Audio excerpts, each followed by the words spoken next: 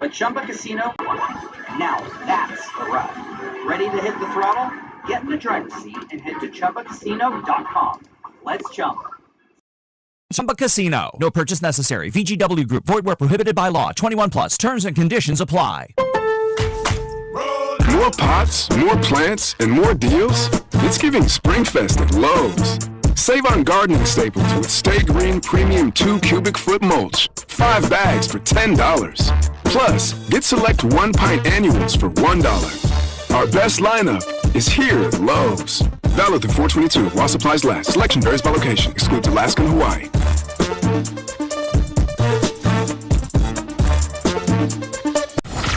Listen to Vern's On Deck Show starting 1 hour before first pitch for all 162 games this season on 96.5 The Fan and the Odyssey app. Get ready for the game with Touch 'Em All and listen for your chance to win Royals tickets during the pitch clock. We are in your car, we are on your phone, and we are free for every Royals game this season. Tune in to Vern's On Deck Show 1 hour before first pitch, right here on your home for Royals baseball. 96.5 The Fan. Hello, this is Jason Gudenkoff with Lewisburg Ford in Lewisburg, Kansas, the home of $50 over factory invoice. Since 1979, our $50 over factory invoice pricing has been saving Kansas City Ford buyers thousands of dollars when buying a new Ford. Our no-hassle $50 over invoice pricing has helped us become the #1 F-150 dealer in the state of Kansas. And now, for the 9th time, the #1 F-150 dealer in the entire Kansas City area. At Lewisburg Ford, we understand that price is important, but it doesn't stop there. There's other factors to this equation: trade allowance, financing, and customer satisfaction. We don't just say that we're great at taking care of customers, we actually do it. Ford Motor Company has awarded us with the President's Award 23 times. This is the top honor that they give their Ford dealers for customer satisfaction in sales and in service. So if you're in the market for a new Ford, come see us at Lewisburg Ford. You can reach us at 816-444-2300 or on the web at lewisburgford.com. Do you think you're smarter than Bink when it comes to the draft? Well, he didn't like the Josh Simmons pick. I hate this pick, actually. Don't like it. Come prove it at the Fans Draft Party on Thursday, April 23rd, as we broadcast live from the Brooksider Sports Bar and Grill at 6 o'clock. If you win our draft contest, you'll walk away with $965. Everyone from 96.5 The Fan will be there. The Fans Draft Party, Thursday, April 23rd at the Brooksider Sports Bar and Grill, starting at 6 o'clock. Missouri proudly honors the men and women who served our nation. If you're a veteran, you may be eligible for the Missouri Veterans Recognition War Medallion Program. Recipients receive a commemorative medal set, a certificate, and letters of appreciation from the Governor, Secretary of State, and the Adjutant General. Learn more or apply by searching Missouri Veterans Recognition Program or call 573-638-9500. Sponsored by the Missouri National Guard. Spring is here, and as the weather heats up, the sports action heats up at Circus Sports. From baseball to basketball to hockey, Circus Sports has it all. Circus Sports isn't just sports betting, it's sports betting the way it should be. High betting limits, player-friendly pricing, and exceptional customer service. Whether you're looking for playoff futures or props on your favorite players and more, Circus Sports has you covered. And don't miss out on the special Royals props for every game. Download Circus Sports app or visit circusports.com today. Must be 21 or older. Gambling problem? Call 1-800-GAMBLER. Indeed presents hires you can't afford to get wrong, like a warehouse operations manager. Where are the forklifts? Sold them. Too expensive. We're using scooters now. So you expect us to move a 2-ton pallet on a scooter? Just lean into it. Put your back into it, people.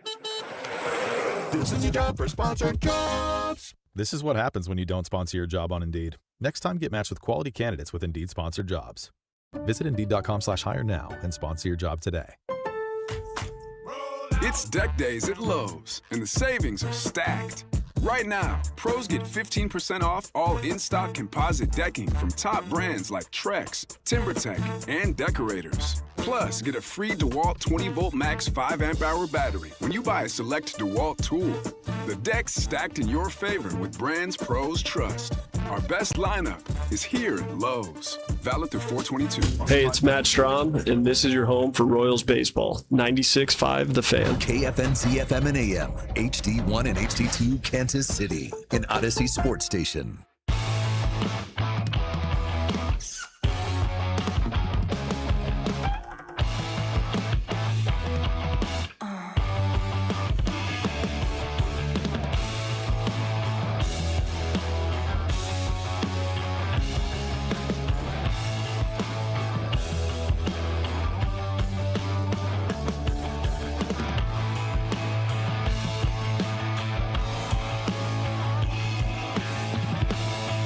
What a morning. Welcome in, Friday morning edition of Fescoe and Dusty here on 96.5 The Fan. The boys are off today. No Bob, no Dusty. Of course, Mac is on his bachelor trip, so Nathan Williams filling in for Mac. I'm Logan Weber filling in for Bob and for Dusty here this morning on your home for Kansas City Sports 96.5 The Fan. And I have but two things to say this morning before we get into the thick of things. Number one, props on these guys for doing this every day, because that alarm goes off early in the morning.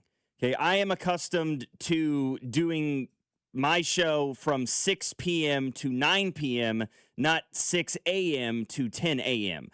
So yeah, this is a little bit different for me. Okay, that 3:30 alarm went off pretty early this morning. Not that I heard it, Nathan, because I had the do not disturb going on the phone. So I woke up in a cold sweat at 4:05 thinking I completely missed the show. Thankfully, I didn't. I was able to promptly get myself up in time. Number two, being in the studio this early every morning, I now understand some of the grievances that have been discussed between our show in the after-hour show that I do in the evenings and this show in the mornings. Okay, Nathan, I'm sure you've overheard the things that have happened. I have accidentally, I want to preface by saying, left food or drink items in the studio a couple of times. How's it smell in there? It smells fine in here this morning, but I can understand it when you walk in the next day after somebody the night previously had eaten a Culver's burger with onions on it and thrown it away, the leftovers into the trash can. I understand why you're upset the next morning. I get it. So once again, I apologize to Bob and Dusty for any undue pressure or malcontent I may have put on them. I get why it would piss you off coming in here at 5 o'clock in the morning and getting smacked in the face with onion smell. You do have to take the food out to the lobby to throw it away. I think it's a good practice no matter what it is, because they just sit in here and cook overnight and get hot in these booths. Logan, don't feel bad about that alarm, though, man. In the pre-Mac Maury days, I was in with Bob and Kling at that time quite a bit, couple months, and I had been doing this for a while, getting into a groove, felt good about, I was the new guy, but I was doing okay. I was keeping the show on the rails. One morning I get a call at 6:45. It's Bob Fescoe, 6:45 in the morning. You remember how you talked about the show starting at 6? I had never driven so fast to work that morning, and I was roasted on the text line and Twitter and by the guys the rest of the day. So it's a rite of passage to blow past the start time at least once. The fact that you still woke up at a reasonable hour, got here on time, don't worry about it at all, man. And I don't wish that sort of a day upon you. I'm just saying it's a little bit of a rite of passage. Oh, yeah. I mean, there have been days where, and maybe not here so much, but during my previous stop, I was in the Springfield market for about 4 years. There were days where that happened, and you just, oh no, what have I done? That feeling in your stomach, like the only thing I can compare it to is the feeling after you hear your name called to the principal's office over the intercom, and you did something wrong. Right? Like, not those days where you get called to the principal's office and you're sitting there trying to rack your brain about what you may have done that constituted a trip to the principal's office. No. I'm talking about those days where you hear that name and you're walking the halls to the principal's office and you know exactly what you did and exactly what's about to happen. And then you turn that corner and you walk into the principal or assistant principal's office and you see your parents sitting there. And you're like, oh, I'm in for it. This is not going to be a good day for me. Yeah, I never got sent to the principal's office as a kid, but one time I was caught ding-dong ditching by a neighbor that lived a few streets over, knew my parents, and they walked me back home to the house. Big time. I'm feeling what you're describing in that moment, right then and there, yes. Happened to me one time, okay? It only happened once. It was my junior year of high school, second to last day of school, and I skipped class. Mind you, the where I went to school, Lawson High School, if anybody's familiar, the middle school and the high school are connected by a really long hallway. And so a lot of the times we would go down to the middle school and we'd play dodgeball. It's the second to last day of school. We had nothing to do. So I told a buddy of mine, hey, you go ahead and go tell our teacher that I'm here. I'm going to walk down to the middle school because my girlfriend at the time, my now wife, she was in choir that hour, which was also in the middle school. So I walked her down to the choir room, and then I just went into the middle school gym because they were playing dodgeball all day. Well, I walk into the middle school gym, and I see my buddy there. Neither one of us had gone to class to tell the teacher that the other one was here. So rather than one of us run down there really quickly, we both said, you know what, screw it, let's just stay down here. So by the time the next hour came around, that teacher that we had for my 6th hour class, not happy about us not showing up, even though she knew we were in the building. She told the assistant principal. So 7th hour, my name over the intercom. I walked to the principal's office knowing exactly what I had done. I walk in. Well, Logan, you've got 2 choices.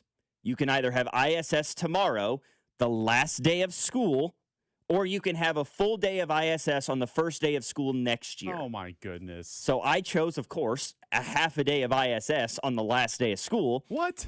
Yeah. I'm not going to do it on the first day of school the next year. Yeah, but that's the best day ever, that half day of school on the last day. I'm with you. We didn't do anything. We just sat in the ISS, but I didn't want a full day of ISS. You know, it was like a half day versus a full day. I'd rather have the half day. Yeah. I get home, and there's my dad sitting on the couch. Hi, Dad. He looks me dead in the eyes and goes, you skipped school and you didn't even leave the building? Like, that's what he was more disappointed in. Like, not that I skipped class, but that I skipped my class in the high school to just walk down to the middle school and play dodgeball. He's like, if you're gonna skip, go somewhere. Like, go grab food, go to a movie. I don't care. Come home. You're gonna stay in the building and still get in trouble for skipping class? Like, you're a moron. Thanks, Dad. I know. Well, the text line 816 says that I pulled a Carter Jensen. I will say this. When I got into studio that morning, Bob and Josh they did not hit me with the sleep celebration that the Royals are now using when they hit doubles. That is not the reception I was greeted with. Right. So, poor guy. But, you know, like you said, it's a rite of passage a little bit. And, you know, I think the funniest part of the whole thing about the Carter Jensen situation is that, like, he's from Kansas City, like he's a Park Hill kid.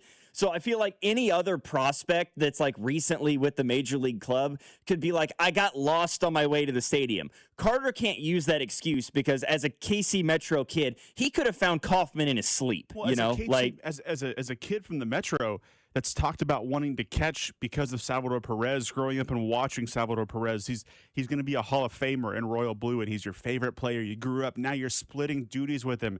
You take the load off of him. You catch the day games after the night games. Yeah. And you sleep through the, like, that you had to be tough force him swallow. to have to be behind the dish with very limited notice. Yeah, that's got to be a sickening feeling for Carter Jensen. I'm sure he's disappointed in himself for that. At least he's been hitting. He has. More than we could say for a lot of these guys until yesterday. Until yesterday. Not that it mattered, right? So let's get into it. Oh, boy, I felt great. I felt great for 8 innings watching this Royals baseball team. You know, I mean, I shouldn't say 8 innings. Of course, the first 3 innings were about boilerplate for this Royals lineup. They were down 1-0. And then 4th inning, they score a run. 6th inning, they score a run. And you're like, okay, they've hit their max for today. The 2 runs, that's typical for what this Royals team wants to do. And then things absolutely exploded. Hey, speaking of Salvador Perez, he and Vinny Pasquantino, welcome to the offense. We appreciate you arriving. You know, maybe a couple weeks too late, but you got here all the same. Vinny finally goes yard for the first time all season. It took until game number 19 for a guy that hit 30 bombs a year ago. And, you know, like I said, I normally host our evening show after hours. I said on Monday during that show that I'm not overly concerned with the offense. I'm not overly concerned with Vinny or Salvi. These are 2 guys, Vinny especially, they're known for slow starts. I mean, I think Vinny is hitting somewhere south of 180 between March and April of the last 3 seasons combined. It's become somewhat of a trend with him that it takes him a minute to get going. Nice to see him get active yesterday, though. Salvi with a 2-hit performance, including a long ball of his own. It was a 3-run shot. He had 4 ribbies yesterday. Carter Jensen had another multi-hit game. Bobby Witt Jr., between the way his batting average isn't outstanding right now. He's hitting just around 280. But the way he's seeing the ball right now, he's drawing a ton of walks. His walk rate is head and shoulders above any point he's ever had in a season in his career. He had a 3-hit day yesterday. But in typical Royals fashion, the lineup showed up. The offense is actually putting together a good day. Well, we as a pitching staff are just going to take the day off. Bubic had a difficult performance yesterday. He got bashed around a little bit. He walked 3. He only struck out 3. Literally less than a week after a career-high 11 strikeouts across 6 innings. He goes 4 2/3. He gave up 5 runs, including off of 6 hits, I might add. Schreiber comes in and pitches to 1 out while giving up a long ball. So he's now, was that the 3rd or 4th consecutive appearance where he's given up at least 1 earned run? That ERA is now ballooned over 7. Nick Mears, who over the first week and a half, he looked relatively solid. His first 4 or 5 shots out of the bullpen, he looked good. But he himself, over his last 2, 3, 4 appearances, has looked incredibly shaky, giving up earned runs to himself or to the guy that was previously on the bump. He gave up 1 earned run across the 1 inning of work that he amassed. Daniel Lynch, I believe, is now, in terms of consistent relievers, got the best ERA on the team. He threw a scoreless frame. And then Lucas Erceg, who I would say is, I would feel pretty strongly in saying that he's probably the best reliever on this Royals baseball team. With Estevez being out with the injury, Matt Strahm, who they brought back to Kansas City from the Phillies, off to a bit of a shaky start by his own right. Well, what does Erceg do? He gets battered yesterday. He gave up 3 hits, 3 earned runs. He blew the save. He lost the game. Royals are at 9-7. Right? I mean, it was 8-7 going in to the top of the 9th. Vinny hits his first home run of the year. So you're thinking a 2-run lead for Lucas Erceg going into the 9th inning? Chalk it up. I did. I went through the show sheet and I'm like, Royals, avoid the sweep. Beat the Tigers 9-7. Lucas Erceg picks up save number 6. And then comes alive. And then 20 minutes later, I had to delete the entire sentence. And that's, I think, one of the biggest problems facing this Royals baseball team right now is that 2 things. Number 1, this bullpen scares the hell out of me. With Estevez being hurt, Strahm being a little bit shaky, Mears, Schreiber, Cruz, those guys haven't done the job. And now you've got Erceg, who, like I said, I think is the best reliever on this Royals baseball team, and I'm not willing to say that I am overly concerned about him just yet, but yesterday did not give me a great deal of confidence. And even if he is great, that's one guy. Daniel Lynch, maybe. But from the beginning of the year, where I had this vision in my head of Matt Strahm, Lucas Erceg, and Carlos Estevez creating this great value brand, off-brand Pop-Tart version of Herrera Davis Holland a little bit, to now I have no clue. Like Erceg in the 9th, sure, even despite yesterday's debacle, I still feel pretty good about who's the 8th inning guy, who's the 7th inning guy. I have no idea, and that's not a great feeling to have this early in the year with a team that's struggling. I'm less of you need a 7th, 8th, 9th guy.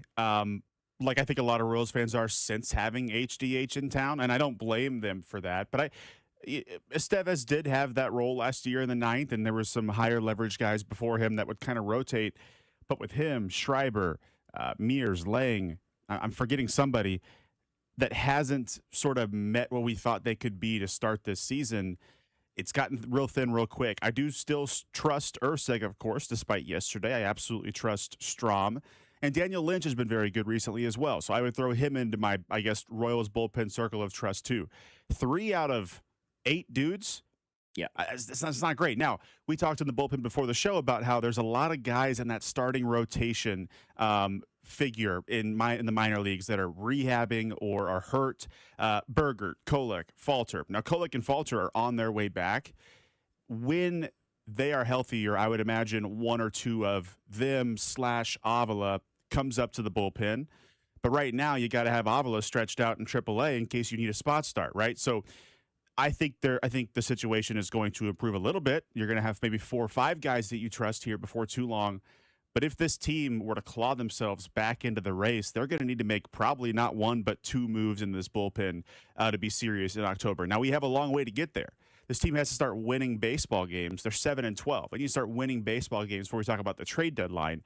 But if this is Let Golden Oak Lending cure your blues. Control our back, baby. Did for us exactly 1 year ago. After they stopped laughing about how bad our lawn looked, they got to work, and they have now given us the best-looking lawn doing here in Kansas City. They study the soil. They study the seeds. They know everything to make sure that your lawn looks awesome, and it works. Look for those blue trucks that you see all over town from Aspen Lawn and Pest Control, and then look behind that truck. What do you see? The best-looking lawn on the block. Right now, Aspen is growing as well. They're hiring. So if you want to join a great team, work for a great company that does amazing work in Kansas City, call Aspen Lawn and Pest Control today, and they can take care of you, just like they've taken care of our lawn for the last year. Right now, you're going to get a free estimate and up to half off your first application when you mention this ad. Just visit them at aspenlawn.com. That's aspenlawn.com.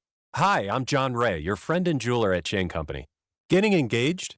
So friends, listen up. Shane Company engagement rings are protected with our all-inclusive free lifetime warranty. We stand behind the same quality we've offered since 1929. Our rings are crafted to last. It's why our warranty is the only one that protects your center stone. We also cover repairs, resizings, cleanings, and so much more. That's money you keep for you and your family. Because a friend always has your back. Shane Company, your friend and jeweler. By now, you've heard that Booth Creek Wagyu steaks and beef are the best tasting, most flavorful cuts you've ever had. And if you don't believe us, try it for free. Try Booth Creek Wagyu anytime at 95th and Knoll or 135th and Metcalf. Stop by our store and we'll prepare a free mouth-watering sample of your selected choice cut. Heart-healthy, low cholesterol, authentic American, full-blooded Wagyu steaks and beef. We know you'll love it as much as we do. Crafted for exceptional beginnings. Join the Booth Creek Wagyu revolution at BoothCreekWagyu.com. Performance matters in intimate moments. Don't let ED ruin them. This is Jeff for Heartland Men's Health, and I want to assure you that if you're like the vast majority of guys, you don't have to suffer with ED anymore. In fact, you might be pleasantly surprised at how the right treatments could positively impact your love life. At Heartland Men's Health, our advanced medical therapies go far beyond pills. We have treatments that are effective in well over 90% of cases, and we offer specific and combinative treatments that can dramatically enhance both your performance and your stamina. You could even last up to an hour or more and bring a far greater level of intimacy to both you and the one you love, perhaps performing like you haven't in years. So call us today and find out why our advanced treatment strategies offer so much more. Your first visit is just $99 and gets you blood work, a medical consult, and if medically advised, a test dose. And if that test dose doesn't work in the office, your visit is free. Call 844-447-6600 or go to heartlandmenshealth.com. Heartland Men's Health, advanced medical science to improve men's lives. Whoa. Okay, this one says you get a free phone if you switch. Hey, this one also says you get a free phone if you switch. Yeah, they all do, hon. Wait. The T-Mobile one says families saved over $3,700 versus the other big guys in the past 5 years. And their experience plans have Netflix included, plus a year of Dash Pass by DoorDash. Hang on, let me see that. And a 5-year price guarantee? Oh yeah, we're switching. That's what I'm talking about. Do we clap now, or? I'm thinking half-half. At T-Mobile, get savings that keep stacking up. That's value you can feel every day. Switch now at T-Mobile. Savings based on Harris X billing snapshots from Q3 2021 to Q4 2025 among accounts with 3+ voice lines compared to AT&T and Verizon, excluding discounts, credits, and optional charges. See harrisx.com/T-Mobile. Price guarantee on talk, text, and data. Exclusions like taxes and fees apply. See T-Mobile.com. This is one of my favorite times of the sports calendar. Basketball fans, NBA fans, listen up. You can enter FanDuel's Play-In-Palooza for your chance to win a share of $2 million in bonus bets every day during the play-in tournament. All you have to do is place a live bet using your Play-In-Palooza token. Then you'll automatically be entered for a chance to win a share of $2 million in bonus bets. So don't just watch the NBA play-in tournament from the sidelines. You can get in on the action. All you need to do is visit FanDuel.com/local. And don't forget to enter FanDuel's Play-In-Palooza for a chance to win a share of $2 million in bonus bets. Go to FanDuel.com/local. That's FanDuel.com/local. And remember to play your game with FanDuel, America's #1 sportsbook app and official sportsbook partner of the NBA, and also 96.5 The Fan. 21 and present in Missouri. No purchase necessary. Opt-in required. Limit 1 entry. Profit boost bonus issued as non-withdrawable profit boost token. Prizes issued non-withdrawable bonus bets, which expires 7 days as a treat. Gambling problem. Call 1-800-GAMBLER. The countdown to the World Soccer Championship is brought to you by Blue Cross and Blue Shield of Kansas City. From here, for wherever you are, that's the benefit of blue. Visit bluekc.com/benefit of blue for more information. You're listening to 96.5 The Fan from the DM Injury Law Studios. Mike's got this.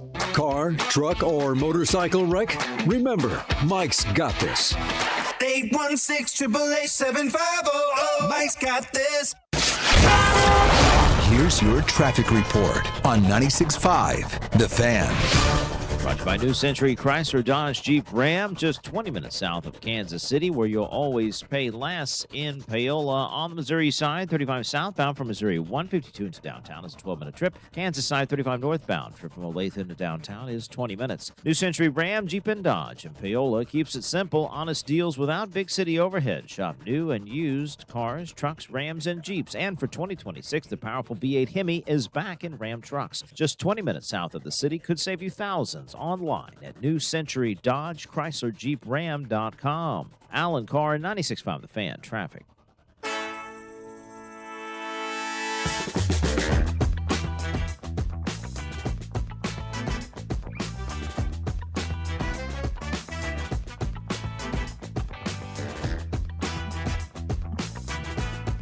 So I'm only 28 years old. I know it's not the biggest deal in the world to some when I say that nostalgia sometimes is good for me, right? I'm maybe too young in some people's eyes to be feeling nostalgia over different things, but there are moments in every person's life, you know, especially I'll say for us as sports fans, that when you see something, it makes you feel like a little kid again. And I have to say, over the last 4 days, watching Mike Trout demolish the baseball at Yankee Stadium makes me feel like I'm in high school again. It makes me feel like I am 15, 16, 17 years old. You know, back in those days where 2K was still making a Major League Baseball game. If we all can harken back to those days, it's been a while. Where we all thought Mike Trout had a chance to go down as the greatest player of all time. Like, I remember having that feeling watching Mike Trout play when I was a teenager, because he was so unbelievably good, an absolute true five-tool player. He could hit for power, he had a great glove in center field, he had tremendous speed and tremendous base stealing. He was so much fun to watch. I mean, that his rookie year, what did that, 2012, I want to say? Like, but right around, right. I thought it would have been like my freshman year of high school.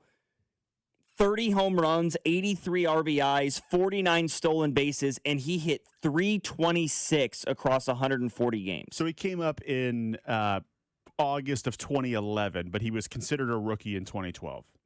And so, yes. The guy, he burst onto the scene as a rookie and was the best player in baseball. It was just unbelievable to watch him play the game. Came out, he was finished second in the MVP voting the same year he won Rookie of the Year. You know, All-Star, a Silver Slugger, turned around and won an MVP just 2 years later. From 2012 to 2019, the thought was there of like, he could be the greatest of all time. And then COVID happens in 2020, it shortens the season, And then things took a turn after that, right? 2021, he's hurt. He only played in 36 games. He comes back in 2022, and he played in 119, and he was fairly solid. And then more injuries, right? 82 games, 29 games. He played in 130 in 2025. But it always felt like, and it still does to some extent, like, are we ever going to get that Mike Trout back? Man, I do know he won't be able to sustain what he did in the Bronx over the last couple of days. But I would love to see another Mike Trout MVP candidate type of season. You know, after all he's gone through over the last 5 or 6 years with all the injuries that he's had to deal with and all the time he's missed, 5 home runs in a 4-game series against the New York Yankees. Listen to this. He becomes the 4th player ever. Jimmy Fox in 1933, Darrell Evans, who did it in 1985, and George Bell in 1990, as well as Mike Trout this week. 4 players ever to hit 5 home runs in a series against the Yankees. He did it this week at 34 years old, almost approaching 35 before season ends. And with all the injuries he's gone, I mean, his batting average doesn't wow you, right? He's hitting 246 so far through the first 2/3 of the month of the season, but 7 home runs, which is the 3rd most in baseball. He's got the 11th most RBIs, and his OPS is over 1,000 right now. It's 1,010, which is 9th in the MLB. Not to mention, the guy's on-base percentage is ludicrous with a .416 OBP. He's got as many walks as he does strikeouts. 18 walks in 19 baseball games. For a guy that is notorious for seeing the baseball incredibly well. You know, numerous 100-walk seasons in his career. We're seeing a vintage Mike Trout right now. We're seeing a prime Mike Trout performance. And do I expect it to occur over the course of the next 140 games for the Los Angeles Angels? No, I don't. So I think we should enjoy it while we're seeing it in front of us, because Mike Trout is the best baseball player of that generation, right? That from 2012 to 2020, he was the coup de grace of the sport. And had it not been for injuries, Mike Trout is at 400-ish home runs right now. He'd probably be somewhere in the mid-500s. You know, we could be on the verge of talking about Mike Trout joining the 600 home run club this year. I have a hard time believing that he'll get there with everything that his body has gone through over the last couple of years. So let's just enjoy it while we're seeing it in front of us. I think the Mike Trout injury concerns used to be a little overblown. He had this reputation in the back half of the 2010s already because he missed a few games a year, a few IL stints. But it wasn't really until 2021 where he missed a significant amount of time. Now he has 3 years since then done the same. In 2021, 23, and 24, the guy's missed half to 3/4 of the season. But when he hasn't, like in that COVID year or in 2022, he's been Mike Trout up until last year. Last year wasn't overly impressive. He hit 232 with 26 home runs. He played the full season, but he was 33 years old. Look, Mike Trout is a guy with 9 top 5 finishes in the MVP, 9 Silver Sluggers, 11 All-Star games, 3 MVPs. The guy has led the league. I've got his Baseball Reference page up right now. It's beautiful because you know how they bold and italicize a stat if you lead the league in it. He's led the league in runs scored 5 times, and he's done it in stolen bases once and RBIs once. He led it in WAR for 5 straight years from 2012 to 2016. OBP, OPS, you get it. He's the most well-rounded player that we've seen in this generation. He just is, and I think his name gets a little besmirched. It was really cool to see him go deep 5 times in Yankee Stadium. I'll say this, too. I thought it was an incredibly entertaining series, even though there was a blowout yesterday. Aaron Judge went deep 4 times in this series. Joe Adell hit 2 home runs, another nostalgic throwback. We all thought Joe Adell was going to be a huge thing about 10 years ago at this time. They intentionally walked the bases loaded to get to him yesterday. He hits a grand slam in Yankee Stadium. Very cool series, and I'm tired of Mike Trout, people acting like he is not the best talent that we've seen on a baseball field in the last 2 decades, because he is. And by the way, this year he is hitting in this Angels lineup. Oh, yeah. In the 2010s, some guy named Albert Pujols protected him. Even though Pujols was not at his peak, of course, he was still a very productive player. And Trout is still leading baseball in runs scored and walks this year at the age of 34. Yeah. After all those injuries. After Very impressive stuff. All those injuries. Yeah. Somebody in the text line said the Trout and Harper breaking into the majors was my favorite season after all the steroids eras. I mean, that era of baseball, it just has a level of nostalgia to it. You know, Trout, Bryce Harper, when they first made it into Major League Baseball, the way that Jose Altuve just hit the ground running and immediately became the best second baseman in the sport. Does everybody remember the hype that surrounded Steven Strasburg when he first came into Major? I mean, that era of like 2010 to 2013 when all those guys broke through at the same time. Jason Hayward was coming in at that time. Ooh, yep. It was beautiful. It was beautiful baseball, dude.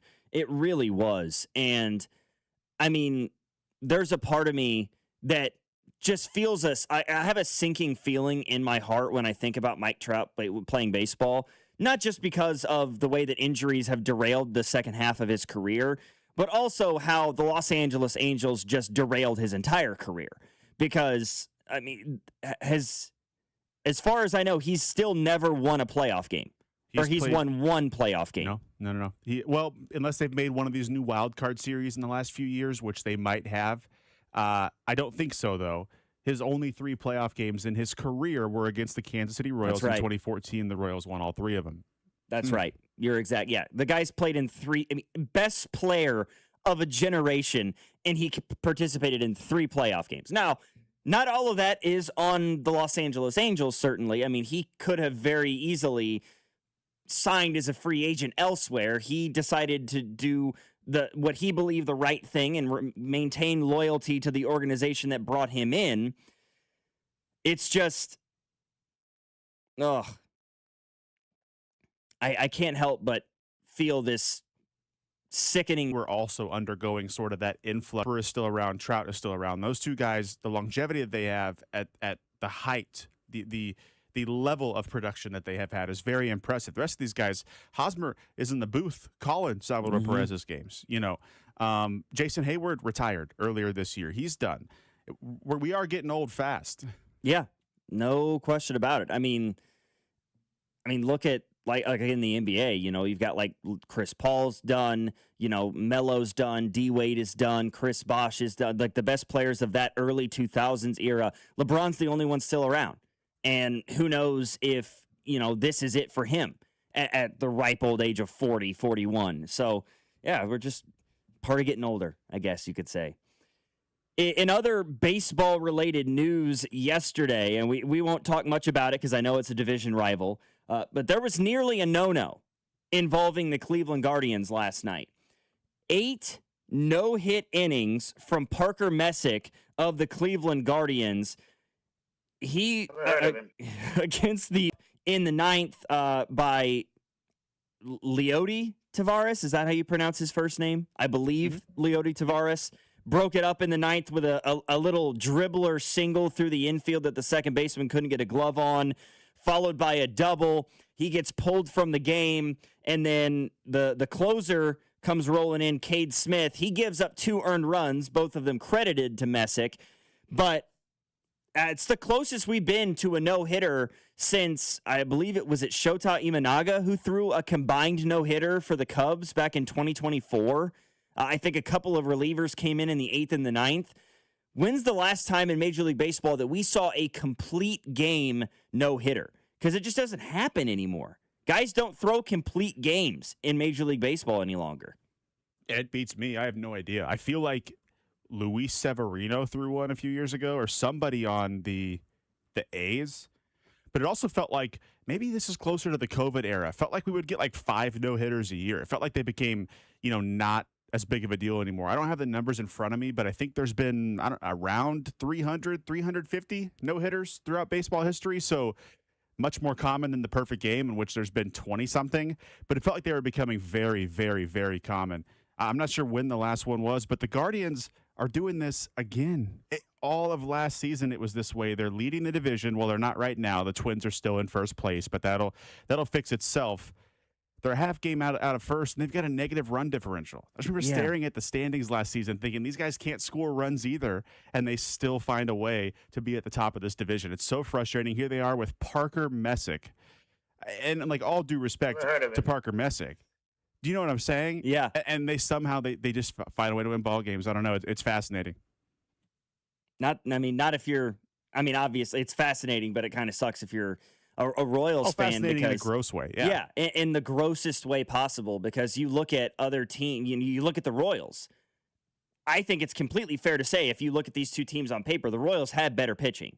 Especially in terms of their pitching rotation, right? Their starting pitching. It's certainly better than what the Guardians have at their disposal.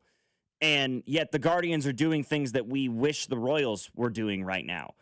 I would say the Detroit Tigers have better pitching than the Cleveland Guardians. But yet the Guardians are the ones leading the division. It's just been sort of that's sort of what's been strange about Cleveland over the last couple of years. To answer the question we were trying to discuss earlier, the last complete game no-hitter actually occurred a month before that Shota Imanaga combined no-hitter. Blake Snell threw a complete game no-hitter for the Giants on August 2nd of 2024.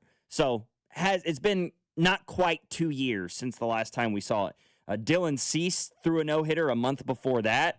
And on April 1st of 2024, Ronel Blanco, remember? I believe it was his first career start for the Houston Astros through a complete game no-hitter for Houston. So I actually sure do not remember that whatsoever. 4 no-hitters during the 2024 season, not a single one last year. And, of course, not one to begin this season, although we're less than a month in. I do recall Jorge Lopez at one point taking a no-no into the ninth at Target Field for the Kansas City Royals. This is before he became a closer.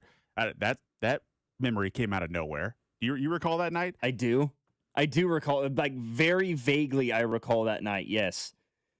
Oh man, what year would that have been? Gosh, it was one of the bad years after the core left. I'd say 18 or 19. Boy, I'm trying so hard to find it right now. September 8th, 2018. Jorge Lopez took a perfect game into the ninth inning, walked the leadoff hitter, and then the next batter, Robbie Grossman, broke up the no-hitter. Yeah, just what a weird.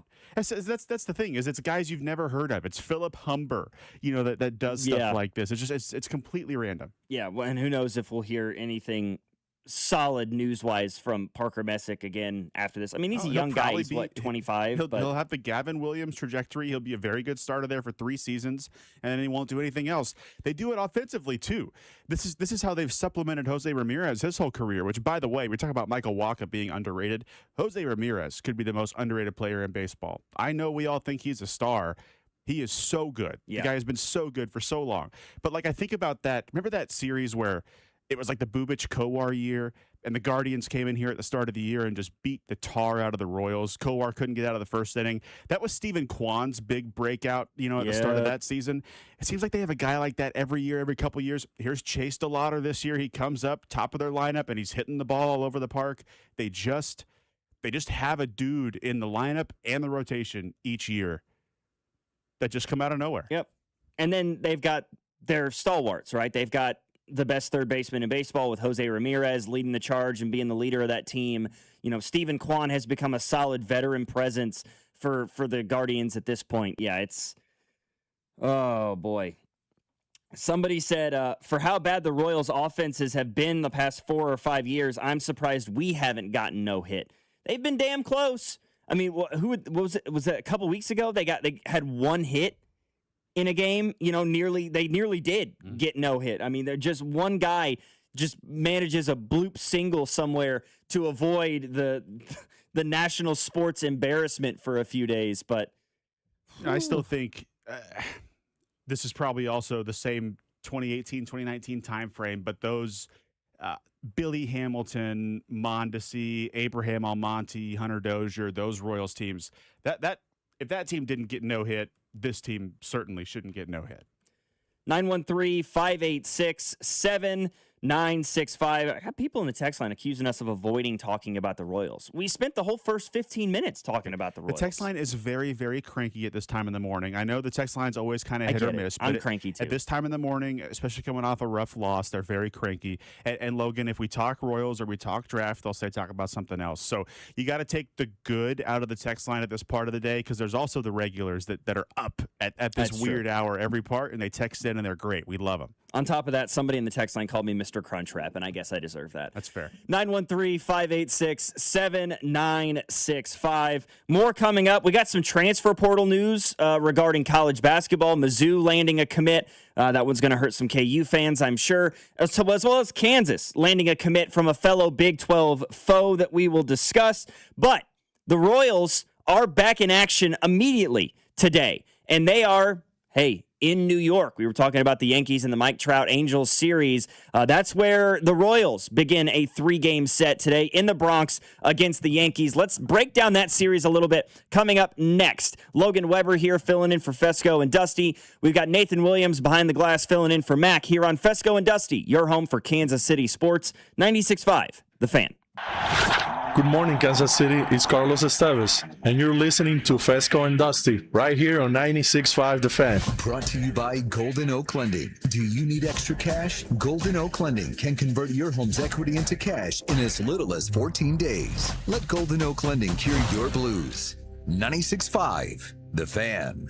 Oh, baby, Royals baseball is back, and there's only one way to celebrate. That's with a Surfside iced tea and vodka or a Surfside lemonade and vodka. Smooth, refreshing, made for game day. Surfside is the perfect match for a day at the ballpark or catching the game at home. Surfside is 100 calories with 0 bubbles, and you know it, 0 troubles, so it goes down easy. It's not a seltzer. It's Surfside, proud partner of the Kansas City Royals. Must be 21 and older. Please drink responsibly. I hope you are sitting down.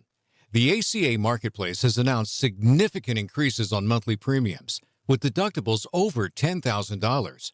You can enroll with Matt B. and KC at BBS Insurance's Freedom of Choice plan now. You don't have to wait. Their plan lets you use any doctor, has 0 outpatient deductibles, and is 30 to 60% lower costs than most Obamacare plans.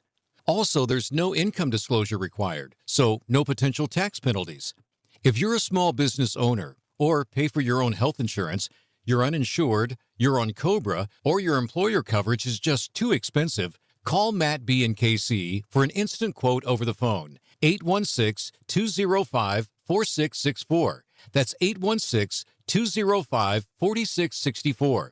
Or go to bbsinsurance.net. That's bbsinsurance.net. They will customize a plan chosen and managed by you, not the government. You know that Chick-fil-A sells more than chicken, right? Hello, my name is Jaleesa, and a little thing I love about the Chick-fil-A sausage, egg, and cheese biscuit is how it's all of my favorite breakfast items in one good bite. That fluffy egg, that melty cheese with that perfectly grilled sausage. It just gives you that warmth, that comfort food that you love. It is the best possible option for a classic breakfast. Comfort is calling. Order a Chick-fil-A sausage, egg, and cheese biscuit with Simply Orange Juice on the Chick-fil-A app today. Real guests paid for their testimonial. And Doug. There's nowhere I wouldn't go to help someone customize and save on car insurance with Liberty Mutual, even if it means playing in a football game. Boom! 42! You're going down, Doug! Oh, yeah? Your price on car insurance when you customize and save is going down. Hey! Limu? What are you doing on their team? Only pay for what you need at libertymutual.com. Liberty, liberty, liberty, liberty. Get in the zone, AutoZone. Annie's first oil change wasn't as hard as she thought because she went to AutoZone, where a friendly AutoZoner helped her find the right oil and save on an oil filter. He explained the job and showed her free how-tos on AutoZone.com. When she was done, AutoZone recycled her old oil for free. No hassles, just help. Everything you need, nothing you don't. Get in the zone, AutoZone. Restrictions apply. What's up, fools? Main event Jey Uso here from the WWE. When it's just me between matches, it's day one-ish. And that means it's Chumba time. With hundreds of casino-style games and new titles arriving weekly, there's always something fresh to try at Chumba Casino. The daily boosts make it even more fun. And have me about to get them all during my downtime. Ready for a fun way to chill out and enjoy a few minutes for yourself? Let's chump. Sponsored by BGW Group. No purchase necessary. See terms at ChumbaCasino.com. Must be over 21 and present in the state where it's legal to play. 96.5 The Fan's draft coverage is brought to you by Gann Asphalt and Concrete, the Leavenworth PD, and the Salvation Army Civic Breakfast. Here's your traffic report on 96.5 The Fan. Traffic for DM Entry Law, Kansas side, 635 northbound now. Quite heavy from K5 to the bridge. With road work, you're down to one lane. Give me one good reason why I should call DM Law. How about three great reasons? One, it's easy. Two, it's fast. Three, the results. Mike's got this. 816-888-7500. Mike's got this. The choice of a lawyer is an important decision and should not be based solely upon advertisements. Alan Carr, 96.5 The Fan. Traffic.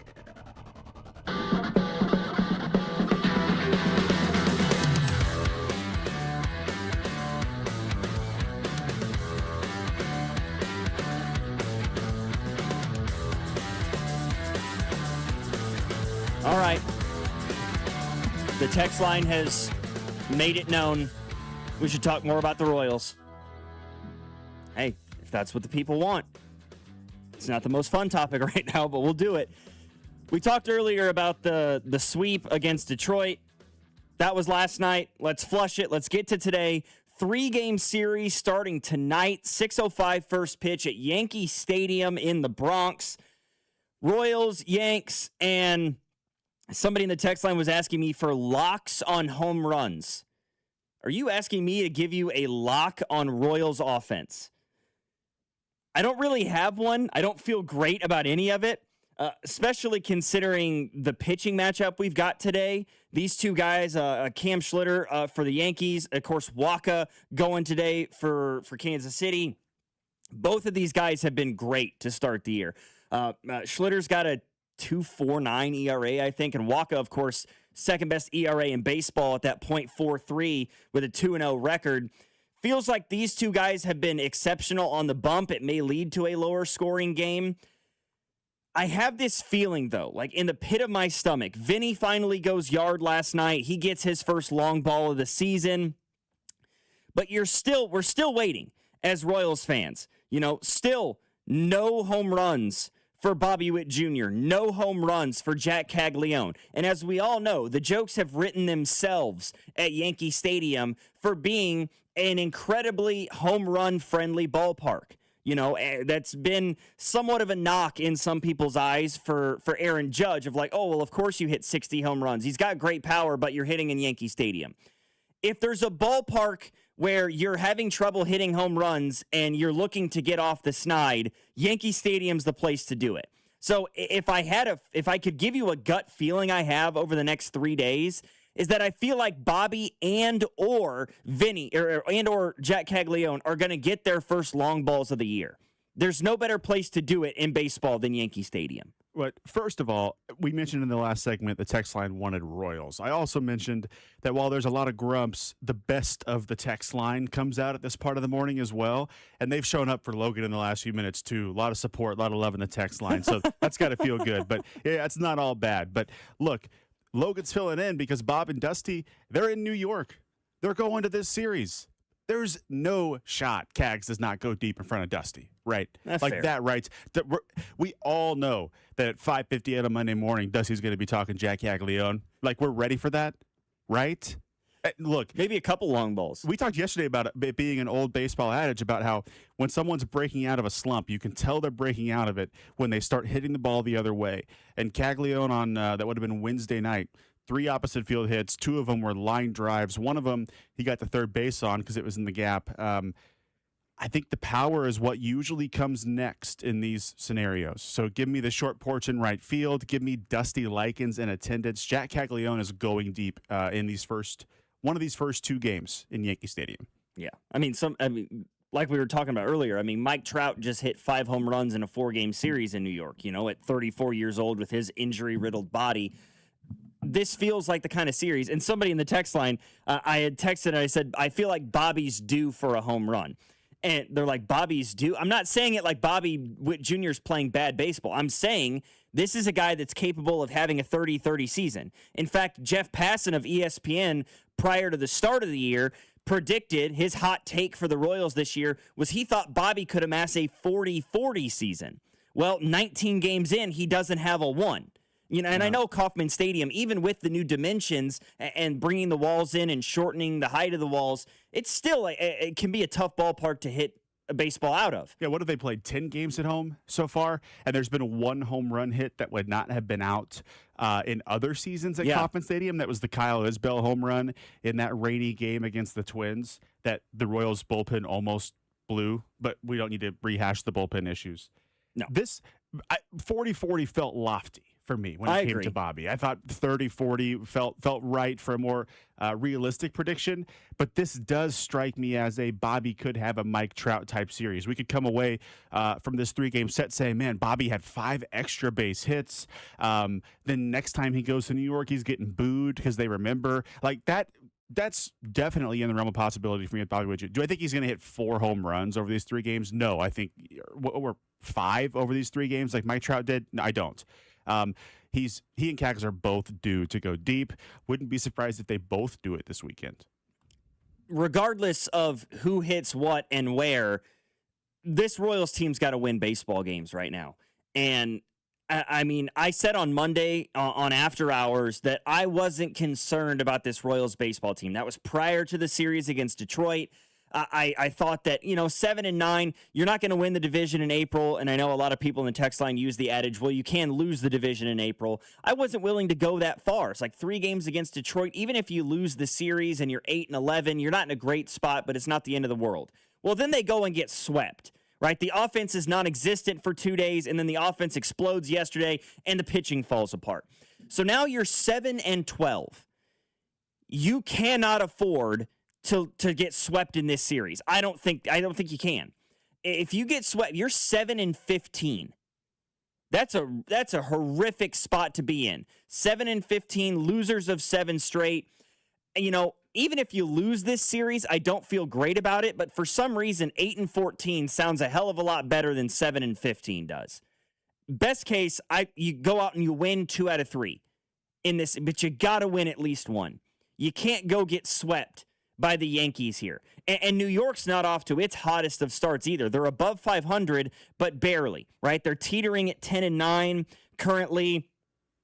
Aaron Judge is hitting a ton of homers, 8 of them to be exact, but he's only hitting 236, so his average is most certainly down right now. And you're going to get the back half of this Yankees lineup, right? This Yankees order. Mm-hmm. So, of course, Garrett Cole's still not back. He's going through a rehab assignment, I think, right now. I think that was announced yesterday. No Max Fried in this series. So you've got opportunities against the back half of this Yankees bullpen, or excuse me, not bullpen, but pitching rotation to try to make some things happen and wake your offense up a little bit more. Take the momentum of that 9 runs you put up yesterday in Detroit and put it into the most hitter-friendly ballpark in baseball at Yankee Stadium in the Bronx. Try to win a game or 2, or shoot, lo and behold, I'm not going to hope for a sweep because that feels a little bit too far too soon. But let's try to kick this losing streak to the side because, boy, oh boy, I've never been one to fall for the trap of you can't win the division in April, but you can lose it. It feels like you kind of can right now a little bit if you're the Kansas City Royals. I'm mentally preparing myself for Jazz Chisholm to come up with a frustratingly clutch hit at some point in this series as well. I'm just ready for that. Look, Royals fans have spent this entire season so far, this short season, saying it's the same team. It's the same team as last year. And I've listened to Vern fight the callers on that every single night since the start of this year. Well, you know what? If they were to win 1 out of these 3 games in the Bronx, they'd be 8-14. They were 8-14 last season. Correct. You know what came after that? 16 out of their next 18. So guess what, Royals fans? 3 more games until this team gets hot if they're the same as last season, as many of you have said they are. Yeah. So just hang in there. Just hang in. Somebody at 913 in the text line just said, you know that sick feeling you have in your stomach about Trout? couldn't we really say the same thing about Bobby Witt at this point? Seems like we are wasting his talent as well. I get what you're saying. And if we're still looking at, if this is still the way it is 6 years down the road, absolutely. But Bobby's 25, 26 years old right now. I still feel like it's a little bit too early to say that. At this point, I think that there's a young core of this Royals baseball team that has a shot to be really, really good. The contributing pieces you're surrounding it with are lacking at the moment. He also won 3 playoff games in his third year, which is not something you can hang your hat on for your career. I'm not calling Bobby Witt Jr. like a playoff. I don't even know the word I'm looking for here. I'm not saying that is like some huge accomplishment, but like Trout is so overblown because he hasn't even made one run. He literally hasn't won a playoff game. So Bobby Witt is 8 years younger. He's won a playoff series. Like, I think we need to slow down a little bit. But in 3 years, could this narrative be a lot stronger? Yeah, 100% it could. It could. And that feeling does kind of start in my gut when I read that text. Yeah. Somebody says we are absolutely wasting Bobby Witt Jr.'s prime. So far, your answer is correct. I would also make the argument Bobby's only 25 years old. The numbers tell us that a player's prime is a player's prime is between the ages of 27 and 31. That's considered a player's prime. So as good as Bobby Witt Jr. is, he may not even be at the peak of his powers right now. So to say that we're wasting it, I feel like is a little bit putting the cart before the horse, if that makes any sense. As I hope Bobby Witt's prime is not a 709 OPS like he's carrying this season. I've seen him carry a lot better than that. I've seen him hit 32 home runs in a year, not get 110, and that team went to the playoffs. So, look, Bobby, now he's hitting the ball hard. He's getting on base. He is not struggling to the extent that Vinny or Sal is. He is lumped in with the group of stars that is not performing up to their potential. Let's not get that misconstrued. Right. Bobby Witt Jr. has a lot of room for growth as this season progresses. And I think he will. He's a fantastic, one of the best talents I've ever seen on the baseball field. But like Bobby Witt Jr. is not playing like he is capable of right now either. No, the average is down a little bit. The on-base percentage is great. He's getting a ton of hits. He leads baseball in stolen bases, but he's not hitting for power right now. There's not a tremendous number of extra base hits. His slugging is down horrendously right now. 913-586-7965. Don't forget, we've got one word coming up at 7:30 this morning. But coming up, we heard from Brett Veach yesterday talking about the NFL draft, the Chiefs' strategy, and he had some interesting and poignant comments to be made surrounding next week's NFL draft. So we'll discuss that next here on Fescoe and Dusty. Logan Weber filling in for the guys alongside Nathan Williams, filling in for Mac, who's enjoying his bachelor trip here on Fescoe and Dusty, 96.5, The Fan. You're listening to Bob Fescoe. I'm surprised nobody punched him in the jaw yet. And Dusty Likens. He's a hoe, and I want that known. Brought to you by Golden Oak Lending. Do you need extra cash? Golden Oak Lending can convert your home's equity into cash in as little as 14 days. Let Golden Oak Lending cure your blues. Your home for Kansas City sports. 96.5 The Fan. Call Hamilton today for our $79 mainline drain cleaning special. The pros at Hamilton will inspect your drains with video camera technology to pinpoint exactly what is needed to clear those clogs and help prevent expensive drain repairs. The expert technicians at Hamilton are ready 7 days a week to solve your problem the right way, the first time. Over 40 years experience and more than 8,000 five-star reviews are great reasons to trust Hamilton. Visit callhamilton.com/radio for details, terms, and conditions. License number 2025-11121. At Liberty Mutual, we love helping people with things like customizing car insurance, just like how we customize a song for you. Catered country tune. Liberty Mutual, saving you bucks by protecting your truck. 'Cause Birdie told me to only pay for what I need. Thank you, Limu. For always trusting Limu with Liberty, Liberty, Liberty, Liberty. If the high cost of filling up is weighing you down, lighten your load at Hy-Vee. This Saturday and Sunday, get a 30-cent per gallon fuel discount with every $60 purchase. Stock up on groceries and stack up the fuel savings. Earn 30 cents per gallon with your $60 purchase, 60 cents per gallon with a $120 purchase. The more you spend, the more you'll save. Your next fill-up could be free. Don't miss the 2-day Fuel Saver event this weekend only at Hy-Vee. With 2 kids and 4 sports, sometimes we don't even have time to eat, and that means sometimes we can't get to the store. That's when Hy-Vee saves the day. We love ordering our groceries online and having them delivered. It saves us so much time, and it's easy. Just download the app or go to Hy-Vee.com. Choose your store, select your items, and Hy-Vee does all the shopping. All I have to do is pick up my order or have it delivered to my home, which is free, by the way, with my Perks Plus membership. Save time, save money. What could be better? Only at Hy-Vee. Hello, Kansas City. Bank of America, in partnership with Visa, invites you to a FIFA World Cup 26 watch party. Open an eligible Bank of America checking account in participating financial centers only for an opportunity to reserve 2 complimentary tickets while supplies last. Experience special musical guests, games, giveaways, food, and more, all at a legendary venue. Learn more at BofA.com/BofA Visa Watch Party. What would you like the power to do?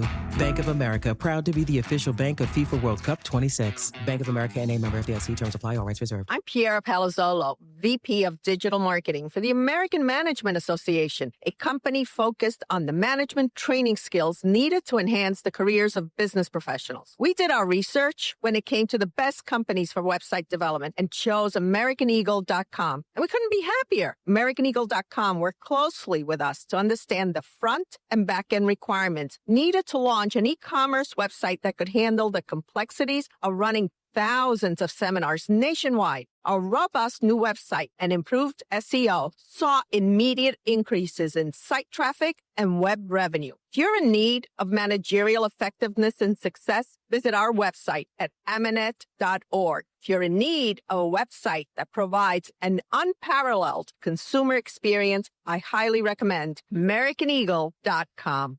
Transform your business today. Dial 877-WebNow1 for a free digital consultation with AmericanEagle.com. J. Rieger & Co. Straight Bourbon Whiskey, winner of Best Craft Bourbon at the 2025 Ascot Awards. At 90 proof, it's rich, well-balanced, and oh so good. Quality crafted in Kansas City. J. Rieger & Co. Oh so good. Quality crafted in Kansas City. Shawnee Mission Ford, on a mission to do more. Visit our inventory at ShawneeMissionFord.com. Ford has announced $399 payments on Mustang, Bronco Sports, and Mavericks. $499 payments on Broncos, Explorers, Rangers, or an F-150. And only Shawnee Mission Ford offers a $500 gas card on top of those low payments. Shawnee Mission Ford, on a mission to do more in 26. Here's your traffic report on 96.5 The Fan. Northland, 35 northbound, heavy from Vivian up about a half mile towards an accident when you're down to just the left lane getting by. 635 northbound on the Kansas side, pretty heavy from K5 to the bridge with construction. Allen Card, 96.5 The Fan. Traffic. Join us at the Fans Draft Party at the Brooksider Sports Bar and Grill on April 23rd for your chance to win $965 in our draft contest. 96.5 The Fan, KFNC FM and AM, HD1 and HD2, Kansas City, an Odyssey sports station.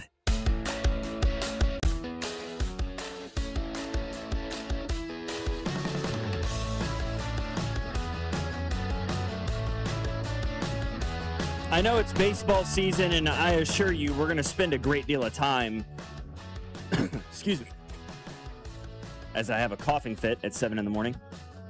We're going to spend a great deal of time talking baseball, talking Kansas City Royals, about what happened yesterday, completing a sweep against the Detroit Tigers, as well as this series coming up Friday, Saturday, Sunday against the Yankees. But we are now officially into draft week. Draft officially begins next Thursday in Pittsburgh. Cody and Alex are going to be over on the East Coast at the draft. And this is one of the more intriguing NFL drafts for the Kansas City Chiefs in recent memory. Obviously, they've got a top 10 pick.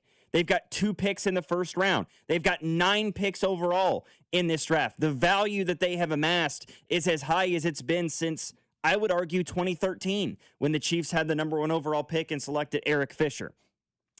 And speaking yesterday to the media, Brett Veach had some very interesting comments that he made regarding not just the Kansas City Chiefs and what their approach might be, but also the NFL draft as a whole. Most notably, Veach talked about how he believes that there's going to be a lot of trades on night one of the first round of the NFL draft.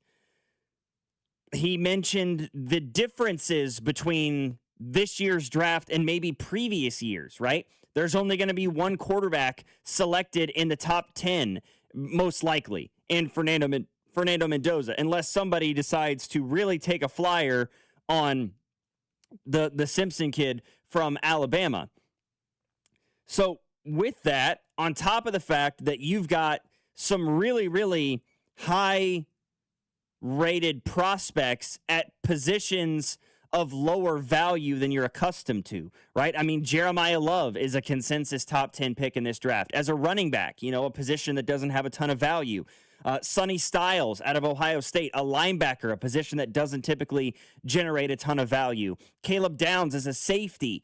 These are all guys that have top 10 predictions on them for positions that don't a lot of times warrant a selection in the top 10.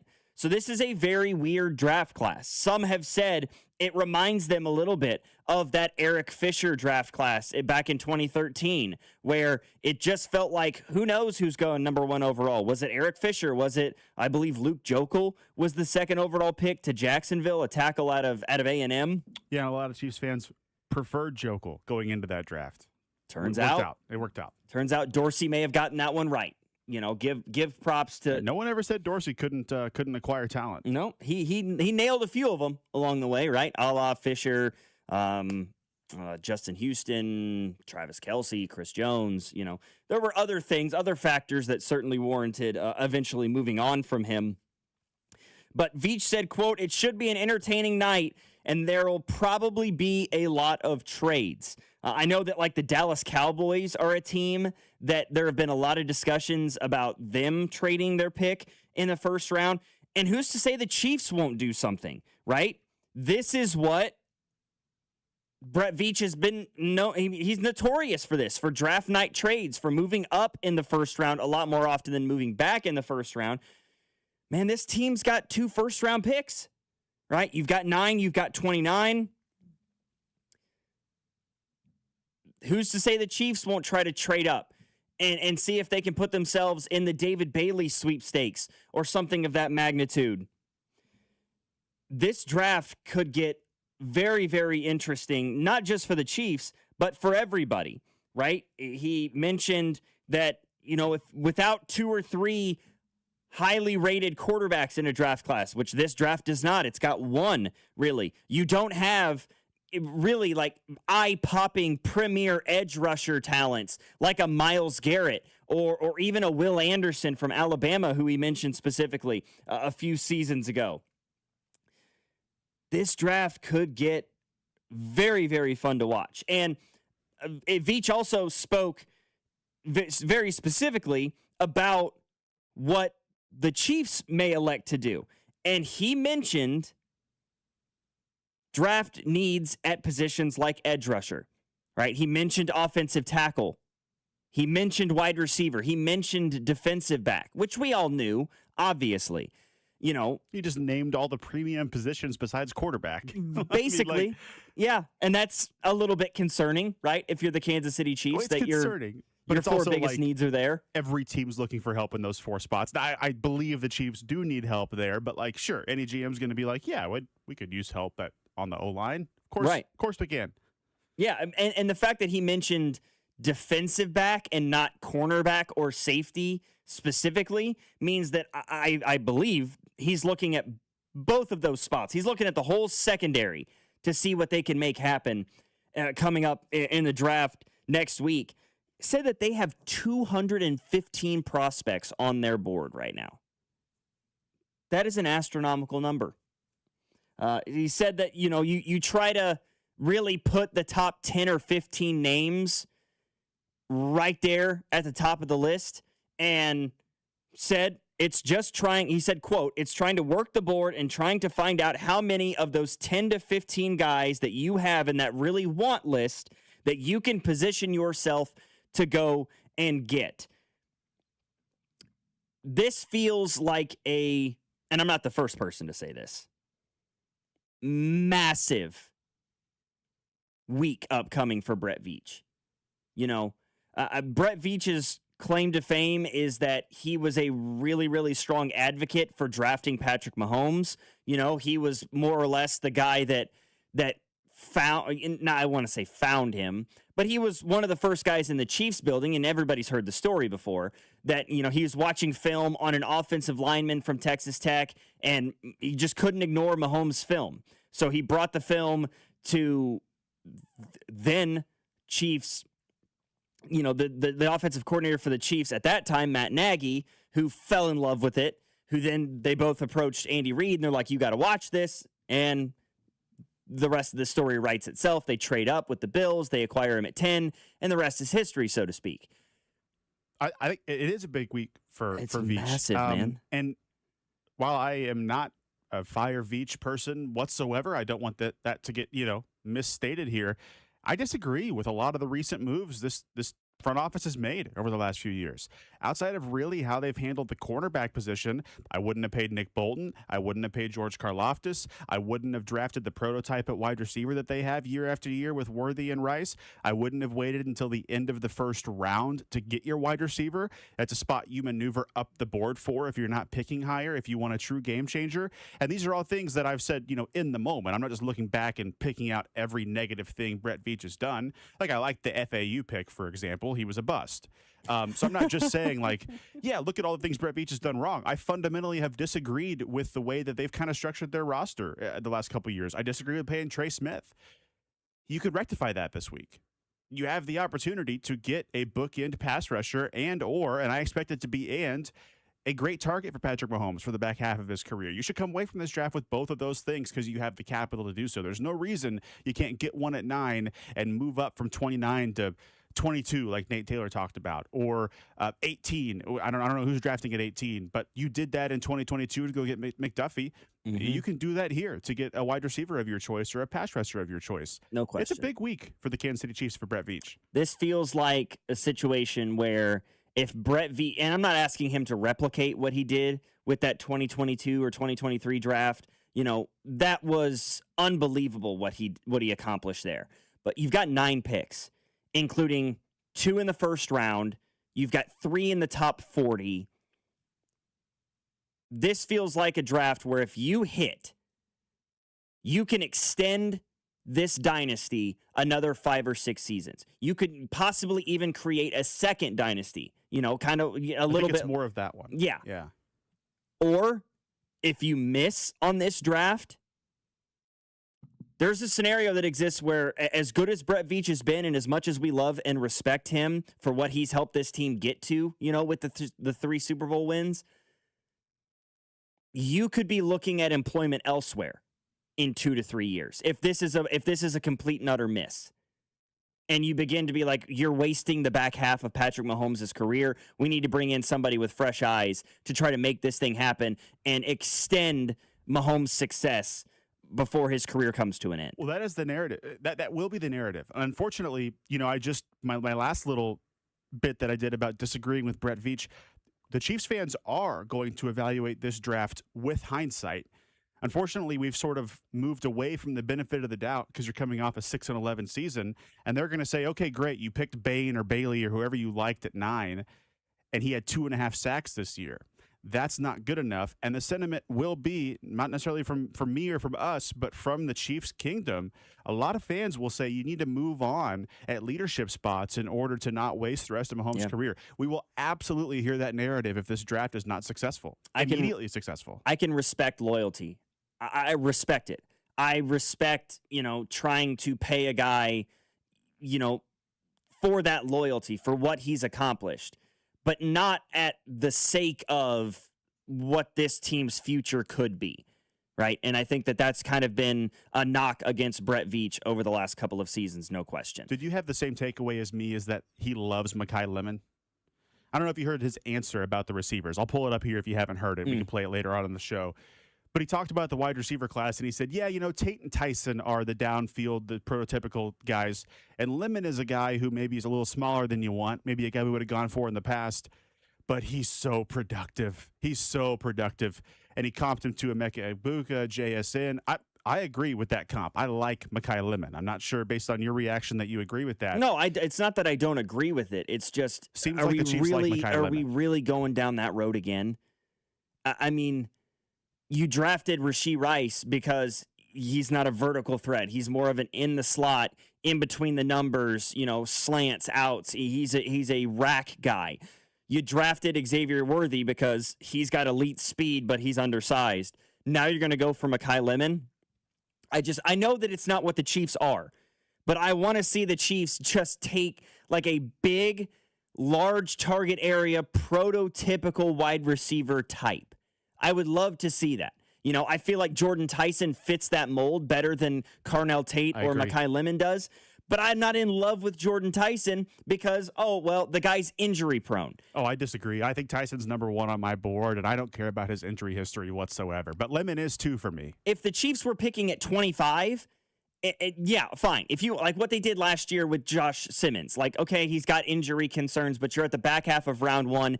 If the injuries don't persist, he's the best tackle in the draft. Okay, yeah, make a run on him there. At number 9, do you really want to make a selection with a guy that has that many question marks and potential red flag? That makes me nervous, internally. Are you good with a Bain/Bailey at 9 and then moving up in the early 20s for a Tyson, an Omar Cooper, a Concepcion? Yeah, potentially. That makes me happy. Yeah, I would be more than okay with that. 913-586-7965. Fescoe and Dusty here on a Friday morning. The guys are off. Logan Weber filling in alongside Nathan Williams. We've got coming up, of course, our one word at 7:30, but we're also getting more and more information seemingly by the day regarding a new stadium for the Kansas City Royals and the city council throwing down the gauntlet with a vote last night. Right here on Fescoe and Dusty, 96.5, The Fan. Good morning, Kansas City. It's Jack Caglione, and you're listening to Fescoe and Dusty. Weekday morning starting at 6, right here on 96.5 The Fan. Brought to you by Golden Oak Lending. Do you need extra cash? Golden Oak Lending can convert your home's equity into cash in as little as 14 days. Let Golden Oak Lending cure your blues. 96.5 The Fan. Performance matters in intimate moments. Don't let ED ruin them. This is Jeff for Heartland Men's Health, and I want to assure you that if you're like the vast majority of guys, you don't have to suffer with ED anymore. In fact, you might be pleasantly surprised at how the right treatments could positively impact your love life. At Heartland Men's Health, our advanced medical therapies go far beyond pills. We have treatments that are effective in well over 90% of cases, and we offer specific and combinative treatments that can dramatically enhance both your performance and your stamina. You could even last up to an hour or more and bring a far greater level of intimacy to both you and the one you love, perhaps performing like you haven't in years. So call us today and find out why our advanced treatment strategies offer so much more. Your first visit is just $99 and gets you blood work, a medical consult, and if medically advised, a test dose. And if that test dose doesn't work in the office, your visit is free. Call 844-447-6600 or go to heartlandmenshealth.com. Heartland Men's Health, advanced medical science to improve men's lives. Xfinity Tech Support, Matthew speaking. Hi, I live in a pretty remote place, like Jurassic Park remote. No! Wow. Will Xfinity Mobile work out here? Yep, the combination of reliable Wi-Fi and 5G makes it so that you can stay connected in all kinds of places. Plus, you get access to ultra-fast speeds and coverage, whether you're poolside or out live streaming with a T-Rex. Hold still, you're about to go viral.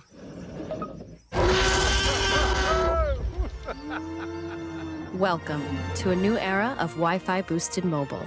Cut your mobile bill in half with 2 lines of unlimited. Learn more at xfinitymobile.com.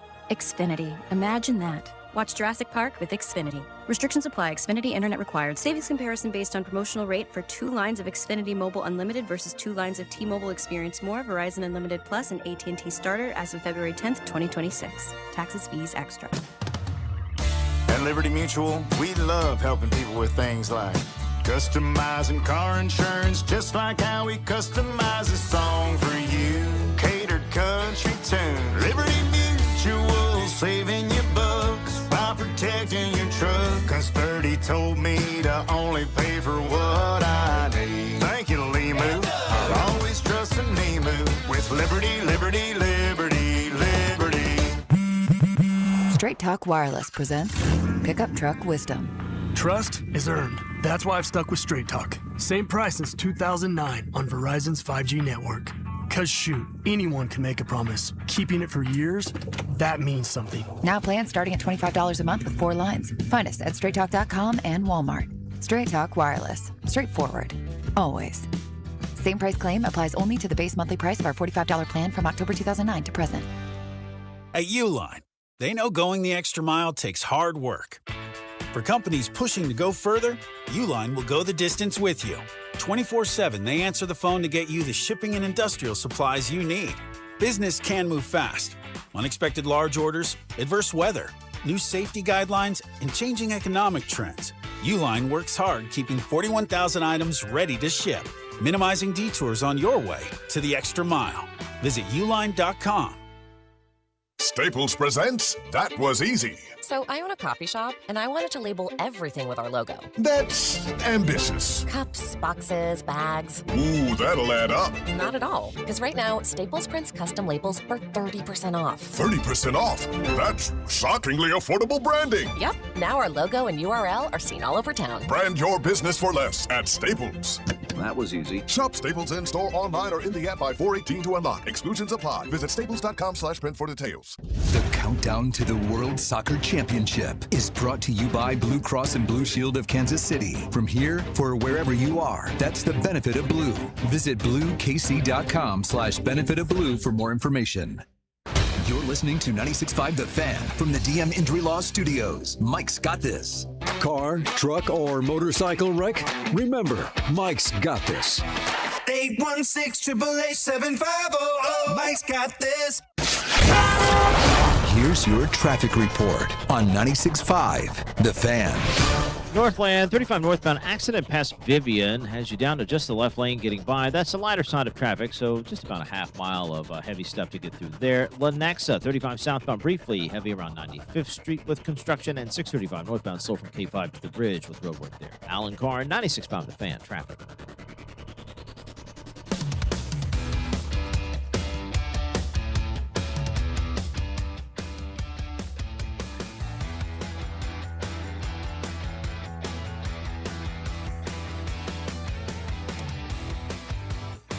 While it wasn't very good news on the diamond for the Kansas City Royals yesterday, getting swept by the Detroit Tigers after a 9th inning collapse, losing 10-9, falling to 7-12 on the year, we did get a good bit of possibly good news regarding the Kansas City Royals last night. Good morning, Kansas City. Sorry about that. Go for it, Logan. Yesterday, during a city council meeting, the Kansas City Council voted in favor, 11 yay votes, 1 no vote, and 1 abstain, for a $600 million funding package to keep the Royals in Missouri, specifically in the Washington Square Park area. According to Fox 4, Nathan Willett was the only no vote on the city council, and Crispin Rea voted she abstained from voting, in the vote.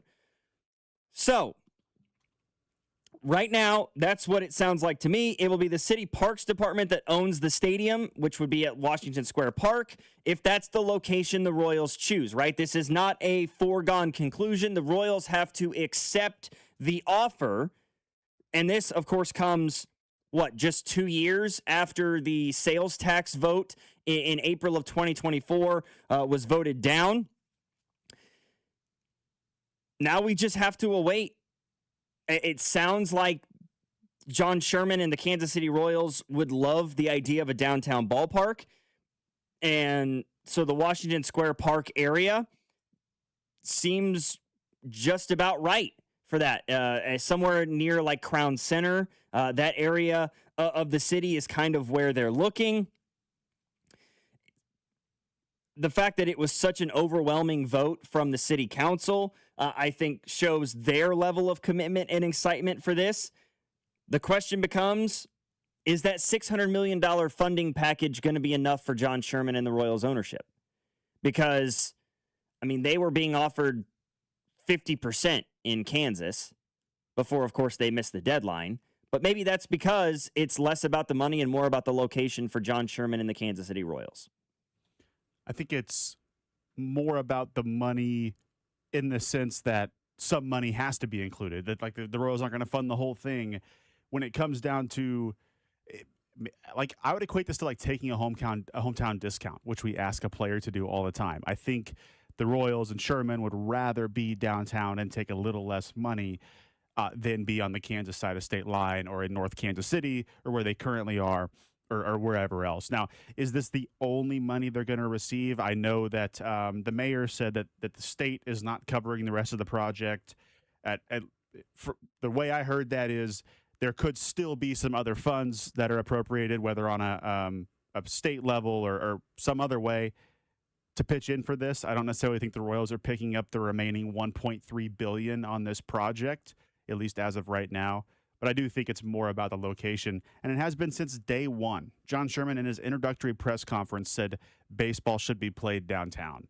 This is where he's always wanted to be.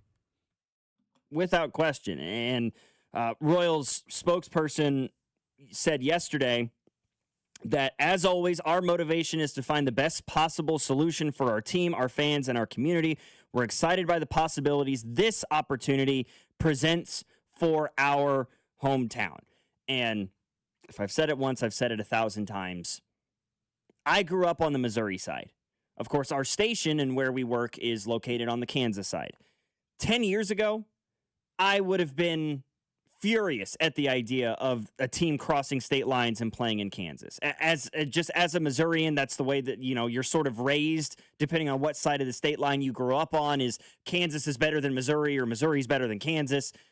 As an adult, I've sort of lost that feeling. And with these two situations, the Chiefs and the Royals, I just wanted them here. I don't care what side of the state line they're on. I don't care what area of the metro they're in. I just wanted them in the metro, okay? I don't want to be watching baseball one night 5 or 6 years from now and watching the Nashville Royals take on the Las Vegas Athletics. Okay, I didn't want to be watching the San Antonio Chiefs battle the Dallas Cowboys on a Thursday night. So it's small consolations, I guess you could say. And I know that there's people that are not super thrilled about a downtown ballpark. I myself was not thrilled with the idea of a downtown ballpark for many, many years. Until, as an adult, working in Springfield, I had an opportunity to go to St. Louis and watch a couple of baseball games at Busch Stadium. Downtown baseball is where it needs to be. I'm sorry, if you've never experienced a game at a downtown ballpark in Major League Baseball, go do it, because it will change your perspective greatly. I mean, Busch Stadium is in such a good spot in that city. And it can be a hassle to get in and out of at times. It's not like getting in and out of Kauffman Stadium or Arrowhead in that stadium complex is a walk in the park either. But it's beautiful scenery. It absolutely is. And I have to just continue to hang my hat on. It's got to stay here. Whether it's in Kansas or Missouri, just keep the Royals and the Chiefs here. They've done that already with the Chiefs. It sounds like the city is doing everything in its power to ensure that continues to happen with the Royals. I'm not here to bang the table for billionaires, I promise. And this comment's going to sound like it. That's a different conversation. But in these scenarios, when you don't give the owner what they want, a lot of times they're looking at alternative options. It just is the way that it is across the sports landscape. We are lucky.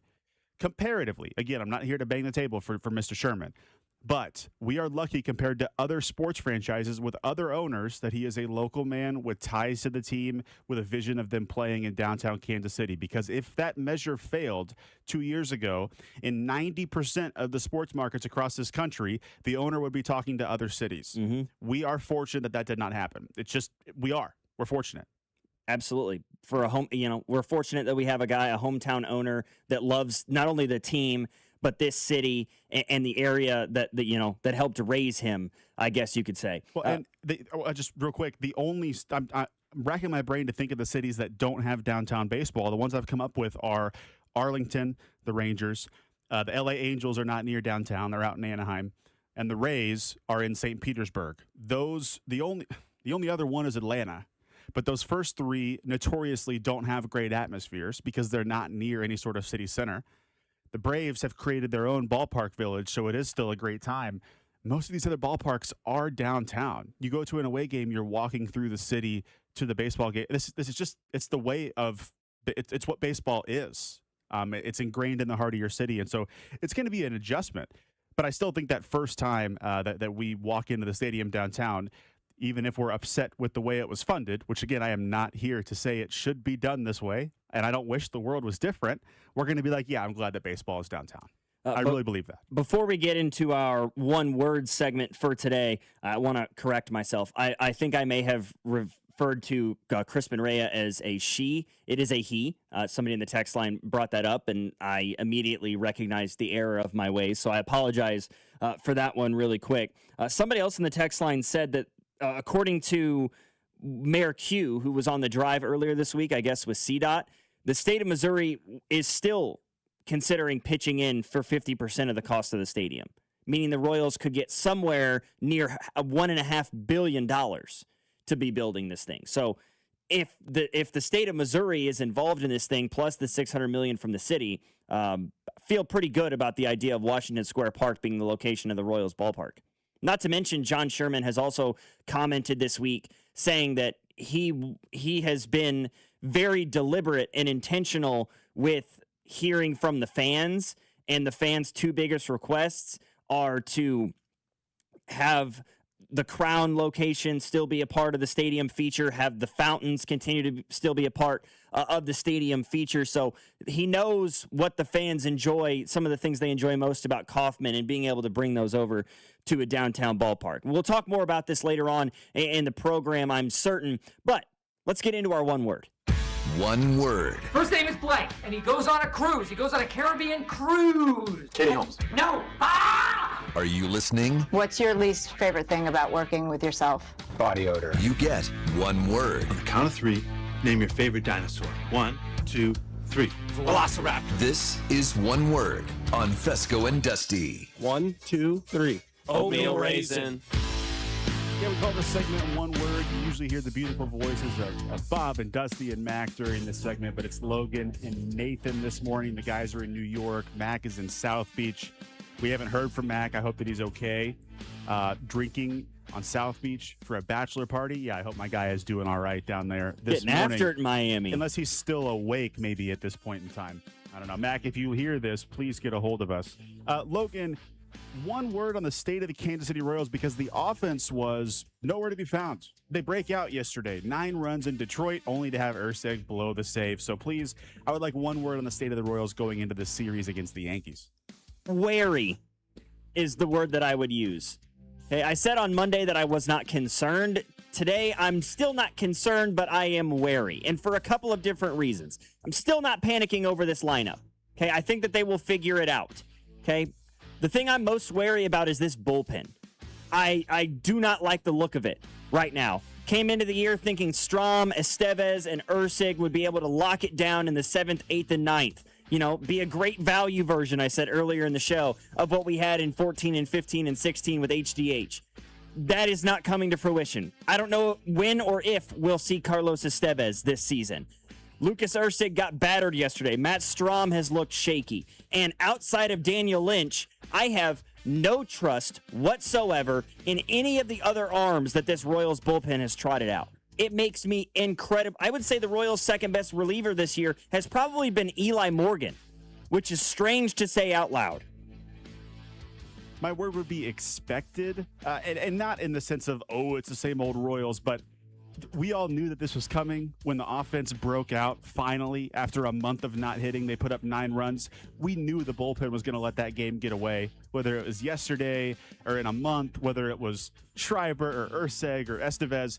we knew that the first time the offense broke out, the bullpen would give the game away, right? So let's regroup. Let's see if this offense is awake and alive now, or if we're still in for a lot of one-run baseball games this weekend in New York. Next up on One Word here, I've got the audio for you from Brett Veach's press conference yesterday talking about his wide receiver selections. I would like one word on their apparent love for Makai Lemon. Take a listen. Tyson and Tate have the size and the intermediate and deep field creative playmaking ability, and then Makai Lemon is just so dang productive inside, and he's such a savvy route runner. And I know there's a lot of Mbuka and JSN comps, and we've seen how successful those guys have been in the NFL. And so when you get just a highly instinctive player, that look, maybe they have some limitations in regards to just an outside receiver, but they are so effective in there that they still cause havoc for other defenses, and they're still players you want on their team. So I think, those guys, and then you throw the Coopers in there, and I'm probably missing a couple, but, it's a good collection of wideouts. And like the defensive line, as I mentioned earlier, Nate, I do think, though, there are really good solid pockets in 3 and 4. So there's a lot of good depth there, and I think that runs from 1 through 4 at the receiver position. 35 seconds on how Makai Lemon can wreck a defense, Logan. One word. Limitations. Brett Veach himself said it in that clip. Limitations. That's my one word. I like Makai Lemon as a prospect. I think he will fit very, very well for another team. I think he would even fit incredibly well for the Kansas City Chiefs. But his limitations are very, very similar in a lot of ways to the limitations that the Chiefs already have in the wide receiver room with Xavier Worthy and with Rashee Rice, right? Xavier Worthy has incredible speed. He is a burner. He's a guy you can give the ball to on jet sweeps and jet touch passes. He can beat a guy down the field, but his limitations are he's undersized. Injuries have been a bit of a problem for him. They were last season for certain. And he's not the most accomplished route runner. He doesn't run the crispest of routes. He sometimes has trouble with his ball security in terms of catching the football, especially down the sideline. Rashee Rice, he has his limitations, okay? He doesn't have extraordinary top-end speed, so he doesn't always have the ability to take the top off of a defense. He's great in the short and intermediate parts of the field. He's got great rack, but he has injury issues, not to mention some off-field trouble that surrounded him the last couple of years. There are limitations that surround those two guys, and I think their limitations are in some ways similar to the limitations that surround Makai Lemon. Yes, Makai Lemon's a tremendous route runner, but he himself is also extremely undersized and is not a true outside receiver, which I don't believe Xavier Worthy or Rashee Rice are true outside receivers. So what are we supposed to do? Just trot out 3 slots every Sunday and play football? My one word is hindsight, and it really is because of the narrative you just discussed. I think Makai Lemon is closer to the ilk of a JSN, a Puka, and Egbuka than a Rashee Rice or Xavier Worthy. And I don't think it's the right team-building philosophy to say maybe I missed on these picks in the past, so I'm not going to take that type of player again in the future. That being said, if you take Makai Lemon and he turns out to be a Rashee Rice, that's the kind of thing that gets people to call for your job. So my one word is hindsight. We get at least one more in here. Yesterday, we've officially heard the news. It was rumored for about the last week or so that Bryson Tiller, ex-KU Jayhawk Bryson Tiller, is committing to the Mizzou Tigers. He's going across the border in the border war and playing for the Mizzou Tigers. One word on Bryson Tiller, please, Logan. For me, it's bitter. Okay, I'm not a Kansas fan. My younger brother is, and he did not take that news well. Okay, he didn't take the news well when he heard Bryson Tiller was visiting the University of Missouri. Okay, this is a bitter rivalry between MU and KU. We've known that for, 150 years, give or take, right? The border war is that. No questions, no ifs, ands, or buts about it. This is, I think, a really good thing, in all honesty. I think that it's good for the rivalry. I think that it's good for the Missouri Tigers, most certainly. And I think that overall it's a good thing for Kansas because they kind of landed themselves yesterday Bryson Tiller's replacement, who I believe is a bit more well-rounded as a player, or at least was last year, compared to what Bryson Tiller was. Now, the upside of Bryson Tiller is certainly there, but I would say bitter, okay? The Border War showdown that happens in college basketball next year between this Mizzou and Kansas team is going to be as hotly contested as it has been in quite some time. And it's going to be fun to watch. I think my one word is funny because of the reaction. And I'm not a huge Mizzou fan, but I would side with Mizzou. But KU fans, and their program is just great. It's historic. It is. I love Allen Fieldhouse. I get out there, try to get out there at least once a year. Love watching the Jayhawks play basketball. There's respect there, even though I'm not a fan.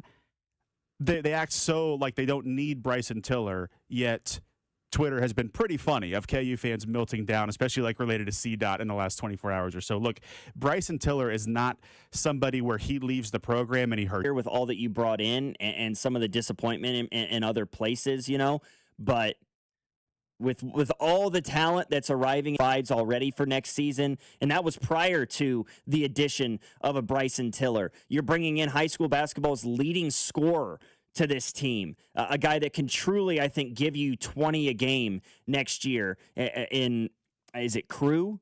Is it Jason Crew? Am I pronouncing that name right, or do I have it completely wrong in my own head? I thought it was Cruz. I'm gonna or Crow, Jason Crow, not Crew. Who I think? Yeah, Jason Crow Jr. is who I was thinking of. 913-586-7965 is our number. We won't spend a great deal of time talking about this. All right, we've got Jordan Foote coming up at 8 o'clock to talk a little Chiefs here with us. But the NBA playoffs are underway. We've got 2 big play-in games tonight. And I, myself, as a basketball fan, want to spend just a little bit of time talking about 2 very different matchups, okay? One of the premier teams of the last decade who may be on its last legs versus 2 young teams that are trying to get the ball rolling with some playoff success to help them in the future. Logan Weber, Nathan Williams, you're listening to Fescoe and Dusty here on your home for Kansas City Sports, 96.5, The Fan. Hey, it's Vinny Pasquantino, and you're listening to Fescoe and Dusty on your home for Royals baseball. 96.5, The Fan. Brought to you by Golden Oak Lending. Do you need extra cash? Golden Oak Lending can convert your home's equity into cash in as little as 14 days. Let Golden Oak Lending cure your blues. 96.5, The Fan.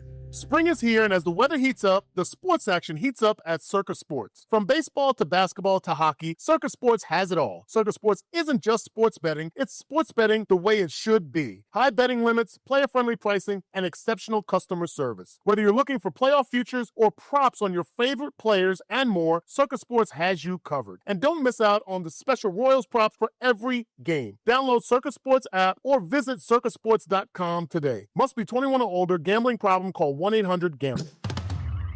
At Liberty Mutual, we love helping people with things like customizing car insurance, just like how we customize a song for you. Catered country tune. Liberty Mutual, saving you bucks by protecting your truck. 'Cause 30 told me to only pay for what I need. Thank you, Limu. I'll always trust in Limu with Liberty, Liberty, Liberty, Liberty. Forget what you think being a cop is. In Leavenworth, we're not robotic, no egos, just real people doing real work and loving it. You'll have a front row seat to action you can't script, and you'll do it with the latest high-tech tools in modern policing and technology that helps you do the job smarter and safer. It's real. It's not for everyone, but if you want in, come apply. Leavenworth PD. We're different on purpose. Got questions? Give Sergeant Flynn a call and apply now at leavenworthks.gov/police. That's leavenworthks.gov/police. Carpal tunnel syndrome, heart failure that doesn't improve with common medicines. These are some signs and symptoms associated with ATTR-CM, or the cardiomyopathy of ATTR amyloidosis, a serious heart condition with symptoms that get worse over time. Amvuttra vutrisiran is a prescription medicine given by a healthcare provider that treats ATTR-CM in adults to reduce heart-related death, hospital stays, and urgent visits. In a clinical study, Amvuttra was proven to help people live longer and have fewer heart-related hospital stays and urgent visits over 3 years compared to placebo. Amvuttra lowers the amount of vitamin A in your blood, which can affect vision. Other side effects include pain in the arms or legs, pain in the joints, and shortness of breath. These are not all the possible side effects of Amvuttra.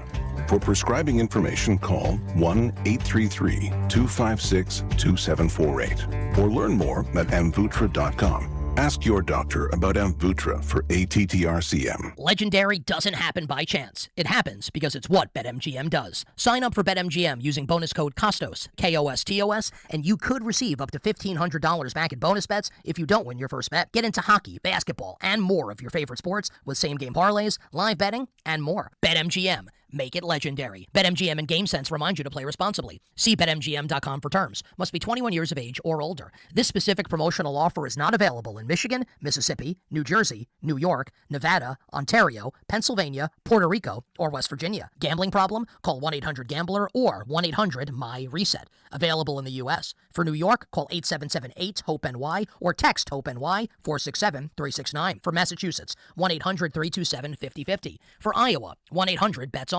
For Puerto Rico, 1-800-981-0023. First bet offer for new customers only. Subject to eligibility requirements. Rewards or non-withdrawable bonus bets that expire in 7 days. In partnership with Kansas Crossing Casino and Hotel. As the seasons change, it's time to prep your HVAC system with a $49 seasonal tune-up from Hamilton Plumbing, Heating, AC, and Rooter. A tune-up can help save money on your energy bill and help prevent expensive breakdowns. As your local home service experts, everything we do is backed by our exceptional service guarantee.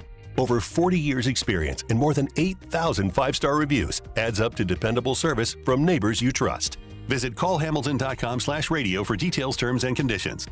96.5 The Fan's draft coverage is brought to you by Gann Asphalt and Concrete, the Leavenworth PD, and the Salvation Army Civic Breakfast. Here's your traffic report on 96.5 The Fan.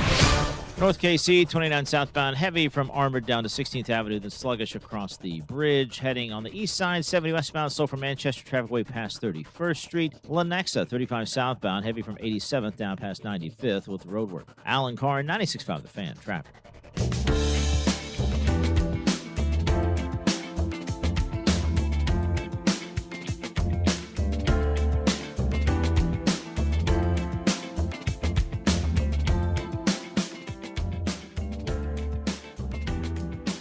I know there's not a tremendous appetite for the NBA, so I won't discuss it at length by any means, but we do have 2 play-in games tonight in the NBA playoffs. One in the West, one in the East. In the East, it's an interesting dynamic. You've got the Orlando Magic, who have been one of the better young teams in basketball over the last couple of years. A team that, for those who follow the sport, you know, we've kind of been waiting on them to take the next step. They've got a ton of really intriguing young talent on their roster. You know, Paolo Banchero, former #1 overall pick, who kind of leads this team. Franz Wagner, who's really come into his own. They traded for Desmond Bane last year. Anthony Black is a fun young prospect to watch. This is a really talented young team that was great last year and has sort of underwhelmed, I would say, this season, and they're holding on. Meanwhile, you've got the Charlotte Hornets, who have perpetually been an underperforming team in the last, entire existence of their organization, I would argue. But they've got fun young talent, right? Brandon Miller in year 2 has looked really, really good. LaMelo Ball, don't let him behind the wheel of a car, but he's fun to watch. The beef that he's had with Nick Wright this week has been entertaining as hell. It's been so funny to me. Wilds breaking down like LaMelo's argument and how he needs to go about attacking Nick Wright yesterday on their show was so funny. But LaMelo's a solid player when he's not doing the craziest things you've ever seen somebody do. And Con Knipple, who, despite how good Cooper Flagg was the last couple of weeks of the year, I think is still probably the rookie of the year. this team is fun to watch, but is, again, very, very young. Which one of these two up-and-coming teams can plant their flag here and maybe take another step, maybe try to get themselves into a full 7-game playoff series and push somebody that's maybe more of a contender in the league? And then on the flip side, at 9 o'clock tonight out on the West Coast, it's the Warriors against the Suns. Now, see, this is the downside of the play-in tournament for me a little bit, that you've got a Warriors team at 37-45 that could legitimately make the playoffs right now against a Suns team that is 45-37. That makes little to no sense to me, but I digress. This Warriors team is, and I hate to say it because I still think Steph Curry is a phenomenal basketball player, and I think he could continue to play for another 3-4 seasons if he stays healthy. This Warriors dynasty is over, right? It's on its last legs. It's going to get put out to pasture here relatively soon. It probably was put out to pasture whenever Clay got sent away. But when you've got Steph Curry and Jimmy Butler, who both miss nearly half the year with injuries, you trade for Kristaps Porzingis, who plays in 15 games. This team just doesn't feel like the Warriors anymore, right? And the Suns are a weird team because while they're not considered a contender the way that they were a few years ago, they feel like a better all-around they feel like they play better basketball together. You know, now that Bradley Beal is no longer a member of the team, Kevin Durant's no longer a member of this team. It's Devin Booker leading this club with Dylan Brooks scoring 20 points a game. Somebody explain that to me. Grayson Allen is averaging 16. It feels like the Suns have exceeded expectations, without question. But I don't know. These are two really weird. I'm way more intrigued by Hornets Magic. Young talent, two teams that are trying to take the next step in their organizations. Meanwhile, the Suns and the Warriors the Suns are trying, they're kind of in rebuild, I would say a little bit, which is incredibly impressive that they made the playoffs in sort of a rebuilding situation. And the Warriors, there's such a thing as too veteran-laden, and I think that's the problem they're dealing with right now, because veterans get hurt, and that's what happened to Golden State. The Warriors and the Suns should be both trying to lose this basketball game. I mean, there is nothing on the other side of this game if you win it. There's 4 double-digit losses on the other side of this to the Thunder if you win this basketball game tonight. The Warriors, I'm with you on the too veteran-laden. They've gotten to the weird veteran stage of their dynasty. It is the end of this thing. The Horfords, the Porzingises, the Hields, like just everyone that's there that just – it's just a weird conglomeration of names. And then, Steph and Draymond are still there as well. I'm much more excited in the Eastern Conference matchup. I'm going to be picking the Hornets on the road. I think the narrative around Paolo continues to grow, that he's sort of not that guy down there in Orlando. And I think the winner of this series could push the Pistons in the sense of play them close in a couple of games, probably steal a game. In the Western Conference, I don't think that's happening, and I don't think there's any benefit to winning the basketball game tonight for either the Warriors or the Suns. No. I mean, all it does is kick you out of the lottery and put you in a position to potentially get swept in a first-round playoff series. Yeah, puts all the guys 2 weeks late to vacation. Yeah. 2 weeks late to Cancun. Yeah. Unfortunate. Yeah, I mean, the Warriors have and I'm not going to say I feel bad for Warriors fans, okay, because they're in a lot of ways similar to us as Chiefs fans. Like, they've been so good for so long. Yeah, like, you know who else has it bad? Is Alabama football fans. Yeah, those guys, no one, gosh. UConn basketball fans, like, don't they have it awful? Just sometimes it's nice to see him knocked back down to earth a little bit. The Warriors had 2 guys that played over 68 games this year. Okay, one of them was Gary Payton II, who played in 73 games. The other, Brandon Podziemski, who played in all 82 games for the Warriors. And if you spoke to a Warriors fan about Pods, they despise him. I don't really know why, but they cannot stand that dude. But when you're a Warriors fan and Steph only plays 43 games, and you trade for Jimmy Butler, and you're excited to see him be a Robin or to Steph's Batman, and he only plays in 38 games. You trade for Porzingis, who plays in 15. You know, you got rid of Kuminga, who played in 20 games for you. You see him go over to Toronto and play better basketball after he left. Not Toronto, Atlanta, before he goes down with an injury in his own right. I like, Moses Moody intrigues me a little bit. Always the knock against this Warriors team is they've never been able to find a center to pair with Steph, like a good, solid, available, everyday center. And I think they were hoping for that from Porzingis, injuries. They were hoping from that from Al Horford, injuries. Charles Bassey, hoping for that, injuries. It just... Warriors have gone through it a little bit. James Wiseman. That was the one. That was going to be Steph Curry's center. Is he even in the NBA? I don't think he's even in the league anymore. I think he's playing overseas, or he's playing in the G League right now. He was released from his contract with the Pacers in December of 2025. It doesn't list a current overseas team for him. Yeah, he might not be playing basketball right now. My goodness. Yeah. That was Steph Curry's center, man. I mean, for the whole year leading up to that draft, right? That was the match made in heaven. Oh, my gosh. The stars aligned for the Warriors. They're going to be in the lottery, and here comes Wiseman. And then it just did not work. Yeah, from the second overall pick in 2020 to out of the league 5 years later. That is a fall from grace. My goodness.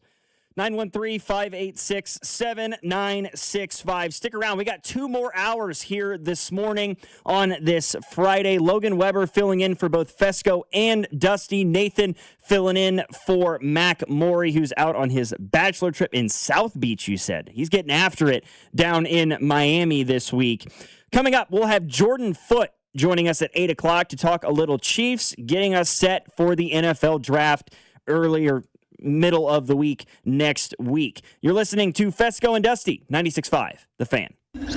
You're listening to Fescoe and Dusty, brought to you by Golden Oak Lending. Do you need extra cash? Golden Oak Lending can convert your home's equity into cash in as little as 14 days. Let Golden Oak Lending cure your blues. Your home for Kansas City sports. 96.5, The Fan. The windows are down, the KC sun is finally out, and let's be honest, we've all got a little spring fever. Whether you're chasing the beach or heading out on a quick weekend reset before you head to the airport, do yourself a favor, book your spot at Park and Go. Before you head to Kansas City weather in the spring, 1 minute it's sunshine, the next it's a downpour or a windy mess. But at Park and Go, your car stays exactly how you left it. With all covered parking, you won't come home to a thick layer of yellow pollen or storm debris. And the convenience, it's a total game changer. You pull in, a friendly attendant guides you to your spot, and their free instant shuttle meets you right at your car. They'll even grab your heavy bags for you. No long walks, no stress. Just a quick, easy ride straight to the terminal. When you land back home, the shuttle's waiting to whisk you back to your car. Plus, here's a pro tip. Join their frequent parker program. You'll earn points towards free parking. Make your spring travel simple. Reserve your spot at bookparkandgo.com. Park and Go, family owned and operated, fast, easy, and hassle-free. New Century Ram, Jeep, and Dodge in Paola keeps it simple. Honest deals without big city overhead. Shop their full lineup of new and used cars, trucks, and Rams and Jeeps at New Century Dodge Chrysler JeepRam.com. And for 2026, the powerful V8 Hemi is back in Ram trucks. Just a quick 20-minute drive south of the city could save you thousands. New Century Ram, Jeep, and Dodge. You'll always pay less in Paola. You know that Big Bargain detergent jug is 80% water, right? It doesn't clean as well. 80% water? I thought I was getting a better deal because it's so big. If you want a better clean, Tide Pods are only 12% water. The rest is pure, concentrated cleaning ingredients. Oh, let me make an announcement. Attention shoppers, if you want a real deal, try Tide Pods. Stop paying for watered-down detergents. Pay for clean. If it's got to be clean, it's got to be Tide Pods. Water content based on the leading bargain liquid detergent. Everything you knew about reaching customers online is being rewritten. Time to rethink your approach. Outcomes from Viant finds real customers, not impressions, not clicks, customers. Our AI maximizes every dollar of your budget against the outcomes that matter most and proves it happened. It's smarter advertising made simple. Visit Viant.ai. Liberty Mutual customizes your car and home insurance. And now we're customizing this ad for your morning commute to wake you up, which could help your driving. Science says that stimulating the brain increases alertness. So here's a pop quiz. How many months have 28 days? What gets wetter as it dries? What has keys but can't open locks? If you don't want to hear the answers, turn off this Liberty Mutual ad now. 12 months, a towel, piano. Enjoy being fully alert. Liberty, liberty, liberty, liberty. Royals coverage on The Fan, sponsored by Salvation Army Kick Hunger Civic Lunch on May 7th. Get ready to kick off a summer of soccer in Kansas City while fighting hunger. Join the Salvation Army for the Kick Hunger Civic Lunch 2026 May 7th. Score big for local families in need. Grab your tickets or table today at kickhungerkc.com. That's kickhungerkc.com. Shawnee Mission Ford, on a mission to do more. Visit our inventory at ShawneeMissionFord.com. Ford has announced $399 payments on Mustang, Bronco Sports, and Mavericks. $499 payments on Broncos, Explorers, Rangers, or an F-150. And only Shawnee Mission Ford offers a $500 gas card on top of those low payments. Shawnee Mission Ford, on a mission to do more in 26. Here's your traffic report on 96.5 The Fan. Northland 169 highway southbound heavy from 29 down to Briarcliff with construction. Heading into downtown 670 eastbound slow before 35. Stays heavy over towards Main Street. Kansas side 635 northbound slow from K5 to the bridge with construction. Allen Carr 96.5 The Fan traffic. If you're looking for more NFL draft coverage, go subscribe and follow the Character Concerns podcast with Bink and Chris on the Odyssey app or wherever you get your podcasts. This is your home for Chiefs football. 96.5 The Fan, KFNC FM and AM, HD1 and HD2 Kansas City, an Odyssey sports station.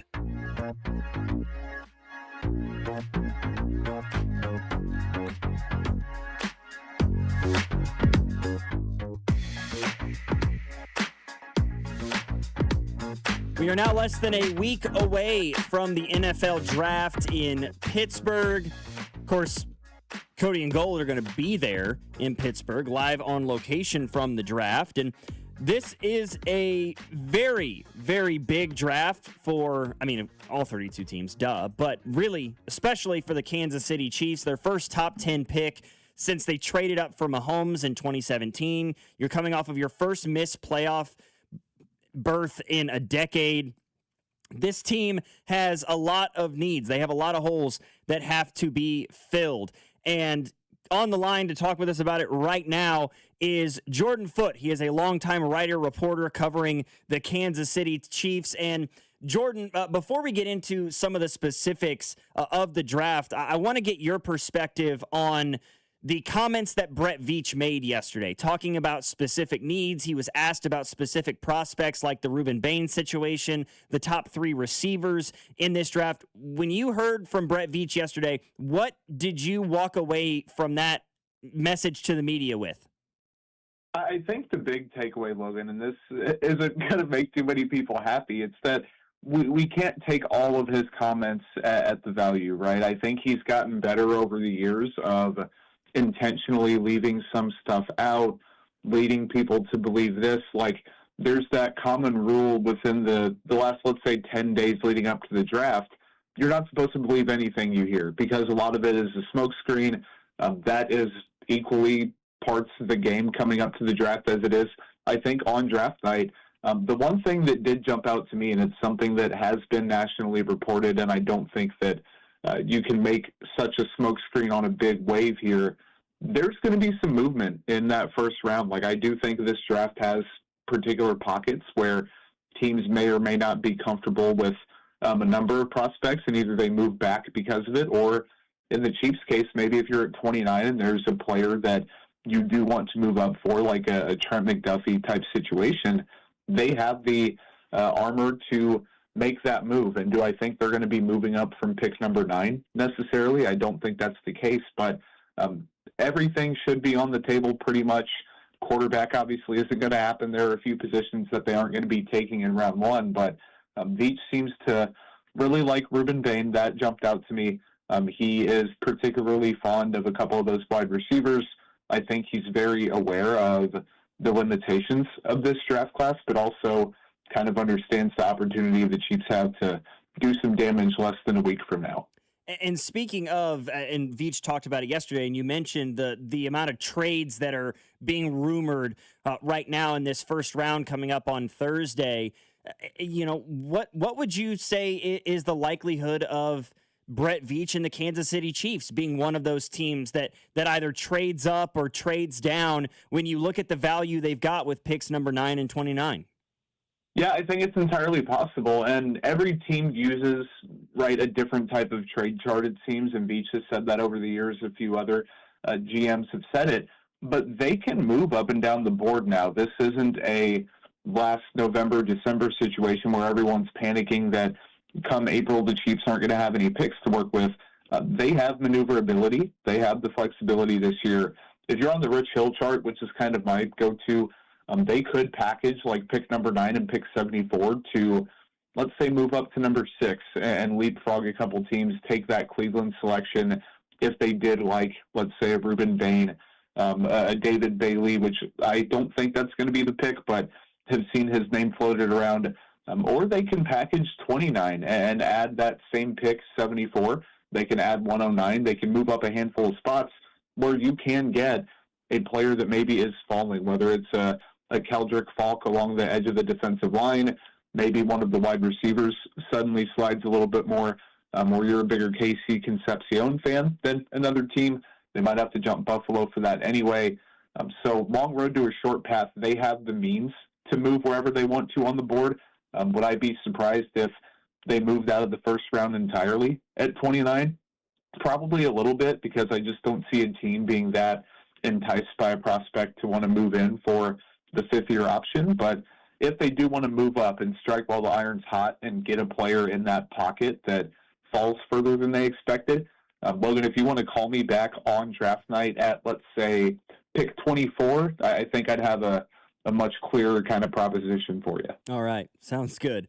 And you also mentioned his comments on the wide receivers, the top 3 he spoke about, not only Carnell Tate, but also Jordan Tyson and Mekhi Lemon. And the comments that he made, it seemed like he was very, very high on Mekhi Lemon in particular. What do you make of his thoughts there? Do you like Mekhi Lemon's fit for this Chiefs team? I myself have a little bit of a concern that he's very much like Rashee Rice and Xavier Worthy in many ways as sort of an inside receiver. What did you think of what he had to say regarding those 3 guys, and which one do you think is the best fit for KC?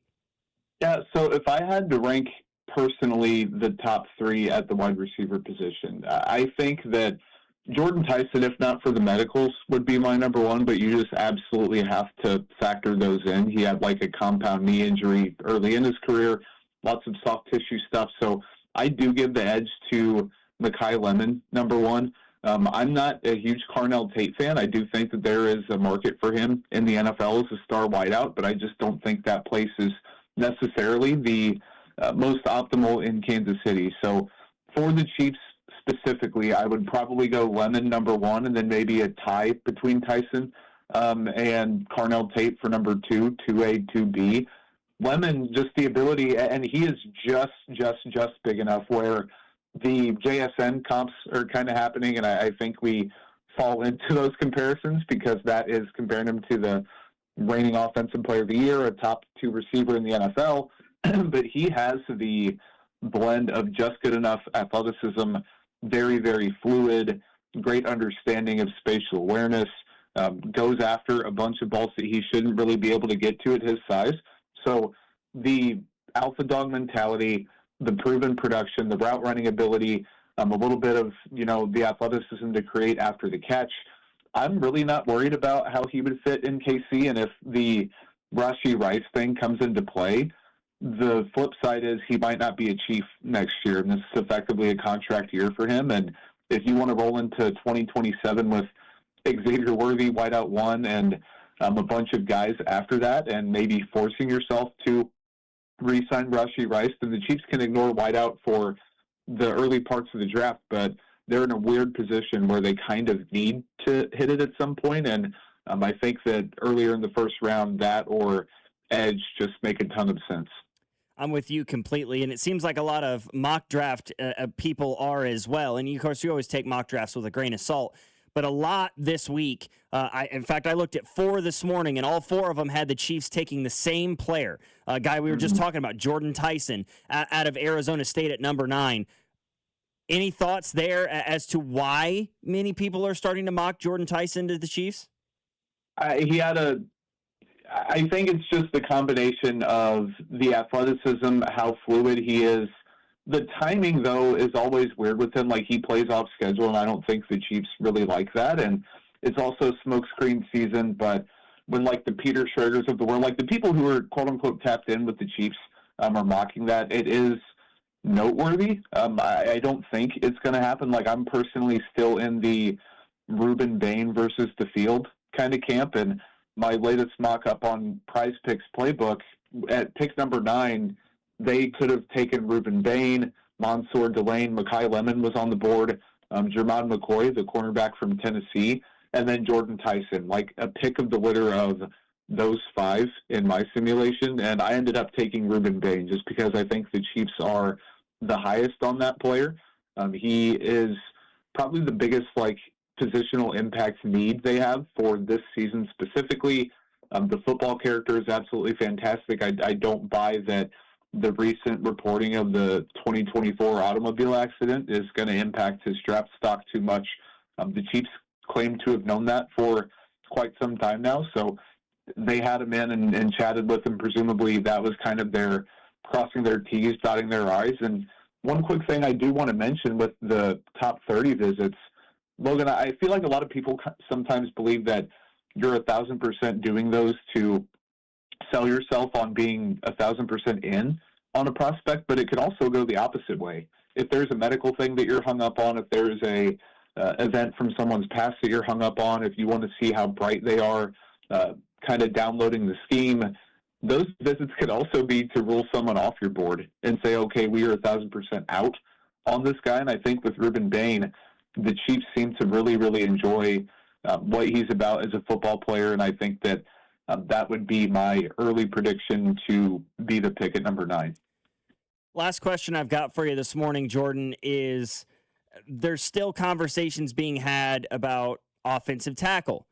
And my question to you is simple. What is your immediate reaction if the Chiefs make their selection with the 9th overall pick and it's an offensive tackle and not an edge rusher or, say, a wide receiver? Surprised, definitely. Like, I would be objectively shocked if it happened.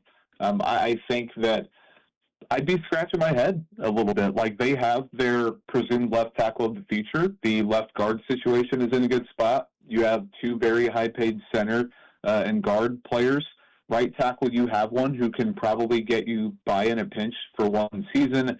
They don't need to continue investing in the offensive line. I get that you want to protect Patrick Mahomes. You could have worse motives for making a pick. But at the same time, if he's not thrown to anybody a year from now, it doesn't matter how good your offensive line is, right? Like, you're going to be able to run, okay, but when Travis Kelce isn't there and Rashee Rice probably isn't there, maybe isn't there, I should say, they are going to wish that they had another receiving weapon, and I totally understand the need, quote unquote, but that's far more a pick number 29 thing, and even then it still feels like they should probably address cornerback, and in my mock I have Colton Hood becoming a Chief, but they're not going to get Francis Marianoa, Spencer Fano, like Monroe Freeling, Caden Proctor. Those guys just don't really strike me as Chiefs pick number 9 quality. Now, if they get to 29 and they're just super sold on Blake Miller, and I've seen that quite a few times, I could be technically talked into it because it might be a 2027 starter type situation. But, man, 9 is a super, super hard sell because even if your super favorite top-of-the-line prospect isn't on the board, there are so many quality players in the top 12 to 14 that one of them literally has to be available for the Chiefs to take at 9. There's no question that this is the most important draft for the Kansas City Chiefs in recent memory, especially for general manager Brett Veach. Jordan, appreciate you getting up quite early this morning. I know you're accustomed to being on with me at, say, 8 o'clock at night versus 8 o'clock in the morning. I appreciate the flexibility, my man. Likewise, man, the Chiefs stop for nobody. No, they do not. That is Jordan Foote, longtime writer, reporter for the Kansas City Chiefs, doing a lot of work for Prize Picks right now as well. You can check him out on Twitter at Footnoted. He is one of the premier guys that I follow on Twitter. He's so much fun. 913-586-7965. We'll get back into some Royals conversation. This bullpen has me worried. I'll be honest. I'm not concerned about the Royals as a whole, but the bullpen, I am undoubtedly. It is not great right now, and I don't know if it will be great this season, and that is a far cry from where I was 3 weeks ago. Logan Weber filling in for Fescoe and Dusty. We got Nathan Williams filling in for Mac Morey here on Fescoe and Dusty, 96.5, The Fan. Hey, it's Matt Quattrero, and you're listening to Fescoe and Dusty on your home for Royals baseball. 96.5, The Fan. Brought to you by Golden Oak Lending. Do you need extra cash? Golden Oak Lending can convert your home's equity into cash in as little as 14 days. Let Golden Oak Lending cure your blues. 96.5, The Fan. Getting a little older doesn't have to mean, well, getting older. This is Jeff for Heartland Men's Health, and if you're feeling low energy, can't sleep, can't lose weight, are struggling with brain fog, or your sex drive is off, it's time to change it up. At Heartland Men's Health, our advanced medical strategies featuring TRT, GH peptides, NAD+, GLP-1s, PDA, and more treat low T and other hormonal issues to help you shed pounds, have more energy, enhance your body composition, improve sleep, increase your sex drive, and so much more, getting you back in the game again. So don't be older. Be stronger in the gym. Be sharper at work. Be better in the bedroom, and be more confident in every part of your life. So call us today and find out how our advanced treatment strategies could change the game for you. Your first visit is just $99 and includes blood work and a medical consult. And if you start on one of our advanced treatment plans on the day of your appointment, your visit is free. Call 844-447-6600 or go to heartlandmenshealth.com. Future therapies are compounded and have not been evaluated nor approved by the FDA. Provider prescription required. See website for details. If the high cost of filling up is weighing you down, lighten your load at Hy-Vee. This Saturday and Sunday, get a 30-cent per gallon fuel discount with every $60 purchase. Stock up on groceries and stack up the fuel savings. Earn 30 cents per gallon with your $60 purchase. 60 cents per gallon with a $120 purchase. The more you spend, the more you'll save. Your next fill-up could be free. Don't miss the 2-day Fuel Saver event this weekend only at Hy-Vee. With 2 kids and 4 sports, sometimes we don't even have time to eat, and that means sometimes we can't get to the store. That's when Hy-Vee saves the day. We love ordering our groceries online and having them delivered. It saves us so much time, and it's easy. Just download the app or go to Hy-Vee.com. Choose your store, select your items, and Hy-Vee does all the shopping. All I have to do is pick up my order or have it delivered to my home, which is free, by the way, with my Perks Plus membership. Save time, save money. What could be better? Only at Hy-Vee. In a world in need of a hero, one man rises to the challenge in style. He is...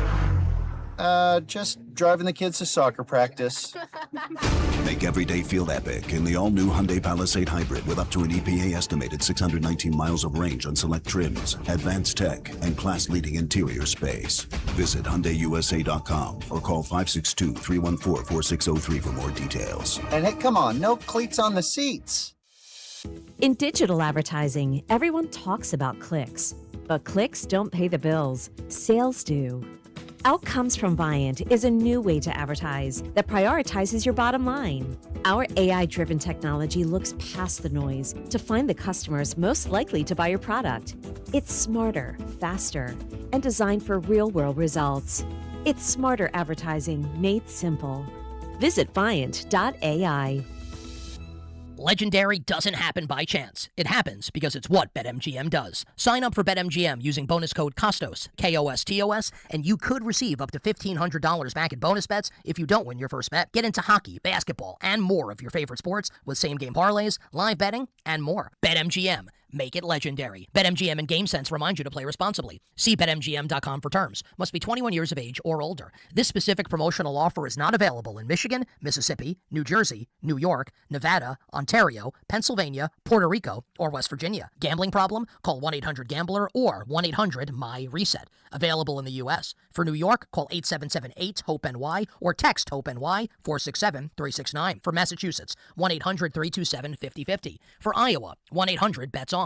For Puerto Rico, 1-800-981-0023. First bet offer for new customers only. Subject to eligibility requirements, rewards or non-withdrawable bonus bets that expire in 7 days. In partnership with Kansas Crossing Casino and Hotel. Oh, baby, Royals baseball is back, and there's only one way to celebrate. That's with a Surfside iced tea and vodka or a Surfside lemonade and vodka. Smooth, refreshing, made for game day. Surfside is the perfect match for a day at the ballpark or catching the game at home. Surfside is 100 calories with 0 bubbles, and you know it, 0 troubles, so it goes down easy. It's not a seltzer. It's Surfside, proud partner of the Kansas City Royals. Must be 21 and older. Please drink responsibly. Hey, it's Dusty Likens, and from changing seasons to unpredictable road conditions, having solid auto insurance gives you real peace of mind.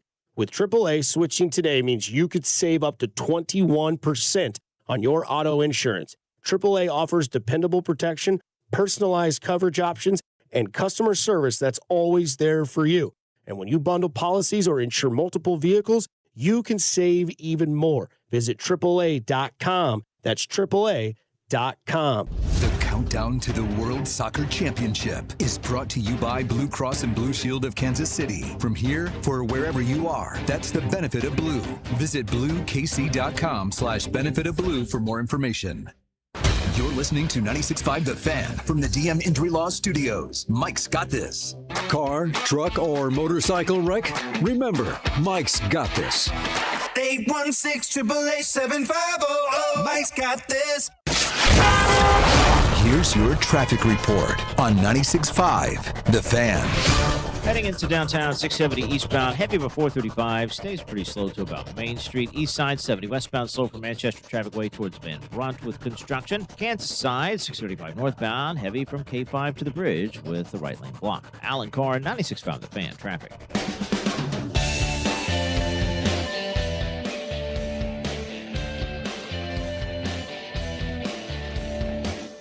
Just cracked open a Red Bull. Caffeine intake on the rise. Let's get after it. We're ready to go this morning. Okay, had a Mountain Dew during the early set of the show. Just trying to get a little bit in me. I'm used to being on the air at 6 p.m., not 6 a.m. Okay, this is something I am unaccustomed to. A lot of people in the text line are like, Logan, what are you doing? What are you on air for this morning? Hey, man, wherever they need me. I'm just the guy out of the pin. That's my job. All right. And sometimes I need a little bit of a performance enhancer to do it. Today, that's my Red Bull caffeine. What also needs a little help out of the bullpen happens to be the Kansas City Royals. Okay. They get swept yesterday by the Detroit Tigers, 10-9. So yeah. Hey, finally. Hey, the bats showed up. How about it? Vinny hit his first homer of the year. Salvi had 2 hits. He hit his 3rd home run. Bobby had a 3-hit day. Carter Jensen had multiple hits. But of course, in typical Royals fashion, that's been the biggest problem for this Royals team over the last 2, I would argue even 3 seasons, is one side is constantly letting the other down. Like the two can't cooperate, it seems like. Like, it feels like if the Royals' bats come alive and they score 8 runs, then the pitching gives up 9. And then on days where the pitching is outstanding and they give up 1 run or 2 runs, the Royals' bats are completely silent. Well, yesterday it was the former. 9 runs as a team. The Royals, who have been one of, if not the worst team in baseball over the last 2 years with runners in scoring position, hit 500 yesterday with runners on second and third. They were 5 for 10. Hey, how about that? Doesn't matter. Chris Bubich had a rocky start. He gave up 5 earned across 4 2/3 of an inning. John Schreiber gave up a solo home run and managed just 1 out in his brief appearance. Nick Mears, who, and somebody in the text line, a couple people, honestly, in the text line very harsh on Nick Mears today or this morning. And not to say that that's unfounded. I mean, he was really good to begin the year. You know, I mean, across his first 5 appearances of the season, the guy threw 4 2/3 innings and gave up a hit. 1 hit in 4 2/3 of an inning, while giving up 3 walks and striking out 5. But in his last 2 appearances, on Tuesday against Detroit and then yesterday, 2 innings, 3 earned runs allowed, 4 hits given up, walked 1, no strikeouts. Okay, well, that took a drastic turn. He also, I want to add, picked up a blown save on Sunday against Chicago. While he didn't give up an earned run, he did give up runs that were credited to the previous guy that was in the game. So really, it was his first 4 starts of the year where he was incredibly solid. This week, however, the last 3 games, it has been rocky is maybe a polite way of putting it. He's not the only one, though, right? I mean, John Schreiber has got an ERA over 7, and he was good. He's solid at the beginning of the year last year. But as the season progressed, he started to get a little bit shaky, and that has carried itself over into this year. The guy has appeared in 6 games. He's given up at least 1 run in 4 of them. He's only had 2 scoreless appearances this year. ERA of 7. Daniel Lynch, solid yesterday. Scoreless inning. He's got a 1.17 ERA. Arguably the Royals' best reliever right now. And then you've got Lucas Erceg, who I believe is the most talented reliever the Royals have, who prior to yesterday had been really good, but he got bombarded last night. 2/3 of an inning, 3 hits, walked 1, 3 earned runs given up. He blew the save. He lost the game. I have incredible concerns about this Royals bullpen right now because Erceg is supposed to be the consistency in this bullpen. At least that's what he had been prior to yesterday. If that's gone, I have no trust in this bullpen at all because with Erceg being hurt, who knows if we'll see him. And Matt Strahm, since you brought him over from Philly, he's been shaky. We were talking yesterday about the offense because this was before the 9-run outburst in Detroit. And my take was, hey, before you blame the manager or the hitting coach, and I still think the blame went mostly to the players, in between the two needs to be the front office because you're unhappy about what they didn't do in the offseason. The front office is squarely where I lay the blame when it comes to the bullpen. Not really Quatrero's plan, his use of the bullpen, because I think really except for Strahm, Lynch, and Erceg, not counting yesterday, doesn't really matter who he puts in where. They haven't gotten the job done. That includes your closer to start the year. It includes all of these middle relief guys, Mears, Lang, Schreiber. You can keep going. Cruz when he was up here. This is the team that even if they get healthy, like I believe we talked earlier about how Kolek is hurt, Bergert is hurt, Falter is hurt. That means Avila has to be in AAA, stretched out, ready to make a spot start if the Royals need him to. And once those arms start filtering back, they're going to add 1 or 2 guys you trust to that bullpen. That's still half of a bullpen that you trust. And so this is a team that's going to have to make multiple moves should they get into contention to round out this bullpen. That's a failure to hit on the offseason moves you did make, the Mears, the Langs. You traded Zerpa away for Mears. I mean, Zerpa has been good in Milwaukee so far this year. And it's a failure to address the velocity concerns that we had for Estevez throughout the month of March. So I'm putting this one on the front office more than I am the manager, the pitching coach, even the players themselves. So right now, again, we're only 19 games into the season. This will not hold, I'm certain, one way or the other. But through 19 games, the Royals have 3 relief pitchers, 3 guys that have come out of the bullpen that have an ERA below 3.5. Daniel Lynch, who in 7 appearances has a 1.17 ERA. Okay, he's given up 1 earned run across 7 2/3 of an inning. Eli Morgan, who in 6 innings, 3 games he's appeared in, 6 innings he's thrown, has an ERA, or 5 innings, has an ERA of 1.5. Yeah, 6 innings. The third is Tyler Tolbert. I'll repeat myself. It's Tyler Tolbert. Estevez, in his 1 appearance, a 1.62 ERA. 13.5 for Steven Cruz. 14.5 for Steven Cruz. 13.5 for Bailey Falter before going on the IL. Avila, 9. Schreiber's got a 7.1. Strom's got a 4.05. Urseg's ERA has now ballooned to a 6.14 after yesterday. Mears and Lang both at a 3.52.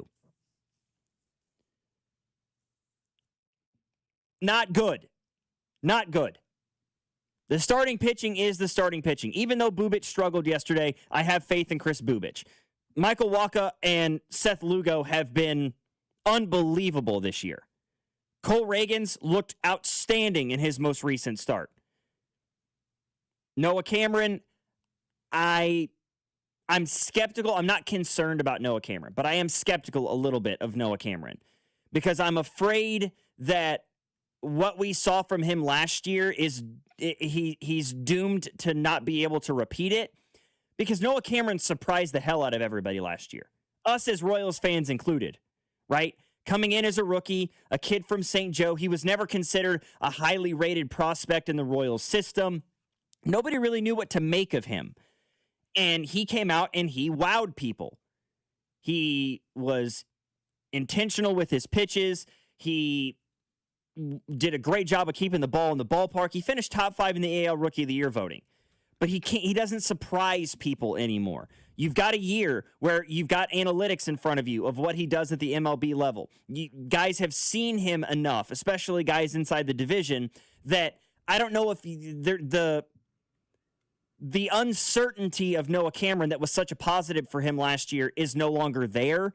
And I'm skeptical about whether or not he can continue the success he had. I am reserving judgment on whether or not he's a middle to the front of the rotation guy, similar to you. And I don't think this is what you're saying, but I wouldn't take his ERA, which is right near 4. It's 3.94 so far in 3 starts this season. I wouldn't take that ERA as, see, look, it's not as good as it was last year. Because of the conditions he's pitched in. He's made 3 starts. His first was against Minnesota here at home. You'll remember in an actual monsoon. Like, they should not have been playing that baseball game. It was that one that was the longest game in pitch clock era, where they were up 12-1. The bullpen tried to blow it. That was crazy that they played a baseball game in that scenario. His next start was in Cleveland. It was 35 degrees outside. All right. I was not a big league pitcher. I can't imagine you're able to warm yourself up. Your arm doesn't get quite as hot if it's freezing outside. And then this last Sunday, he waited out a 3-hour rain delay, played in slippery conditions, and the White Sox did hit him around a little bit in that one. So far this year, I don't think we've seen a chance to get him settle in, and he's been okay to good. Okay, yeah. So I am still reserving judgment overall because of the things you said. Let's see year 2 now that film is out. Was any of it an outlier last year? But he's had a rocky start in terms of the elements to this year, and he's handled it pretty well. I'm with you. I mean, I'm in the same boat. Like, I said I'm skeptical. I'm in the same situation. I'm reserving judgment. I mean, even despite the fact that he hasn't looked like the guy we saw last year, a lot of that is due to the conditions he's playing in. I say that like he's got an ERA above 6. Like, it's absolutely, he's still got a 3.94 ERA. It's not like it's horrific right now. It's not at the level it was a year ago where he had a 3 flat. But yeah, I mean, I feel like I'm doomsdaying Noah Cameron a little bit. That's not at all what I'm trying to do. I did not think that you were commenting on his stats so far this year. I took it as a general, just, hey, we need to wait and see this year with Noah Cameron. And I think that's where a lot of Royals fans are at with him as well. We also, and we didn't get a chance to talk about this at the beginning of the show, we mentioned it briefly, a couple of transfer portal news stories yesterday, both involving the University of Kansas, one involving Missouri. Bryson Tiller, former 5-star recruit who played at KU this year, announced his intention. He's transferring to the University of Missouri, as if the border war needed any more fuel to it. here we are. Tiller, who averaged just about 8 points a game last year and 6 rebounds in Lawrence, started 31 games for the Jayhawks. Now going over to Dennis Gates and the Missouri Tigers. I guess he wasn't a 5-star. He was a high 4-star. But he was prior to his, I think he was a 5-star and then he reclassified, if I remember correctly. I think he was actually a class of 2026 kid who he joined a year early and is looking to make a big jump in his sophomore year. I think this is a really good move for Mizzou. If you can unlock that extra part of him, his perimeter shooting was a little bit shaky at times last year. He played very tentative at times. Maybe that's playing with Darren Peterson and Melvin Council and Flory Badunga and all the options that were available. I expect him to take a more central role for Mizzou. And you look at it as a net negative for KU in some respects, but KU also made a big splash yesterday in their own right. They brought in Keanu Dawes, a transfer from Utah, who for the Utes last year, he started all 32 games. He was a very efficient scorer, 54% from the floor. Man, what a morning. And he shot just under 32% from 3 on over 100 attempts. So not incredibly efficient, but he has shown an outside shooting prowess. He's also an incredible rebounder for his size. He's only 6'9", but he brought down almost 9 boards a game for Utah last season, including an average of 2 offensive rebounds a night. So I think he's a more well-rounded Bryson Tiller in some respects coming in. He'll be a senior next year, so only 1 year of eligibility, but bring a little bit of a veteran presence for a KU team that will need it next season.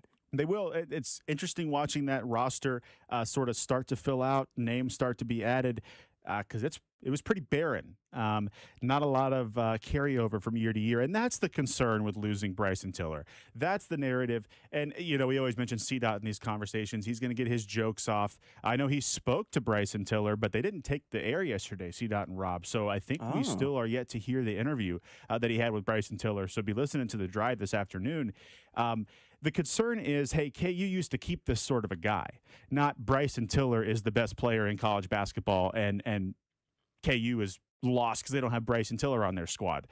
On the flip side, though, adding him to a team where the text line corrected us earlier, it is Jason Crow Jr., the 5-star recruit, who's probably going to run the point for Missouri, along with a couple of 4-star recruits they brought in.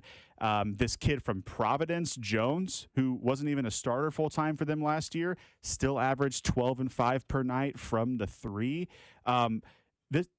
They've got themselves a starting 5 in Columbia, Missouri. I'll say that. And so the pressure is on for Dennis Gates and company, and a couple of texters and I went back and forth earlier about what does success look like. There's no excuse to not be in the second weekend if you're not the Missouri Tigers moving forward. I'm with you. That's where I'm at. I mean, I think a Sweet 16 quiets down some of the detractors, certainly.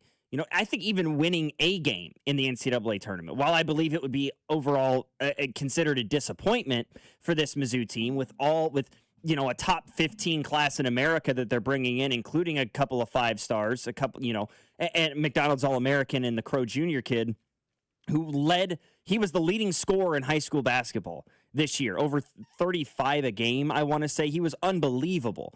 And then you bring in a guy like Bryson Tiller, who had so much pub coming out of high school and just completed a year at Kansas and is looking to really take the next step as a sophomore. A Sweet 16 would get everybody back on board. Well, I think it's I guess like everything, it's contextual. If they're a 4 seed and they win the first round game and they have a knockdown, drag out, overtime loss to the 5 seed, maybe that's easier to stomach than if they squeak in again. They're on the 7 line, they squeak by the 10 seed, then get trounced by a 2 in the second round, right? Like it is going to depend on how they get there. And they should be closer to one of those higher seed lines than they were this year. They should be closer to that 4-5 line than the bubble, without question as well, based on the talent on this team. So my response earlier to the texters was they need to be in the Sweet 16 and not look like they don't belong. That's what I think the benchmark should be for the Tigers next season. Hey, I got to tell you, you're a Mizzou fan, Nathan. Sweet 16s feel pretty good. Okay. I'd never had that experience before. Okay. Until about a month ago. It is absolutely astonishing that when Alvaro Fulgaris hit that 3 in the corner to beat Florida, those of you who don't know, I'm an Iowa fan. My dad's from Iowa. He grew up an Iowa fan, passed it on to me. I blacked out. Like, my wife said when the game ended, I just ran around. I just ran through the house. Like, I ran into our basement. I tried to run out the front door. It was locked. And then came upstairs, and I'm like, I got to call my dad. So, I hope you get that, right? When's the last time Mizzou got to a Sweet 16? It can't have been super long ago, maybe early 2000s. Did Quinn ever get them? I've seen it once in my life. Now, it's happened more than once in my life, but the second time it happened, 2002, I was 5. So I was not, present and watching Missouri at that point in time. 2009 is when they lost to UConn in the Elite Eight, a game that wasn't out of hand, a game they were very frisky. And I forget the final score, but I think some free throws made it look worse than it was. And then, obviously the Haith years, the Norfolk State, we don't need to get into all that.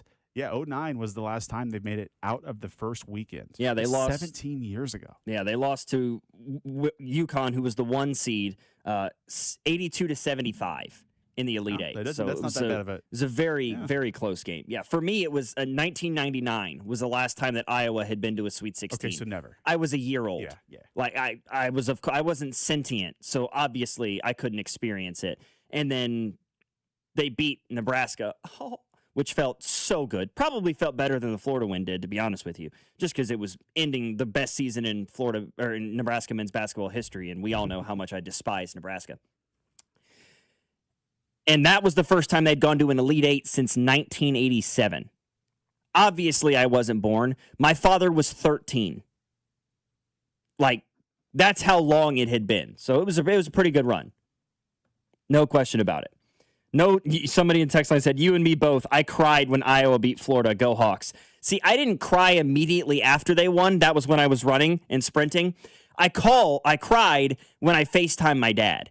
And he answered the phone, and he had tears in his eyes, and he looked at me, and we both said things that I will not repeat on the radio in lieu of an FCC fine. Amidst the tears and everything. Wow. Yeah, it was just like, no bleeping way. There's no way that actually happened. It was unreal. And then we had just landed from Texas, my wife and I, so I didn't get to watch the Florida game with my dad, but I watched the Nebraska game with my dad. Somebody just said GBR in the text line. No, get away from me. 913-586-7965 is our number. Logan Weber filling in for Fescoe and Dusty. Nathan filling in for Mac here on Fescoe and Dusty, your home for Kansas City sports. 96.5, The Fan. Sometimes I need a little bit of a performance enhancer to do it.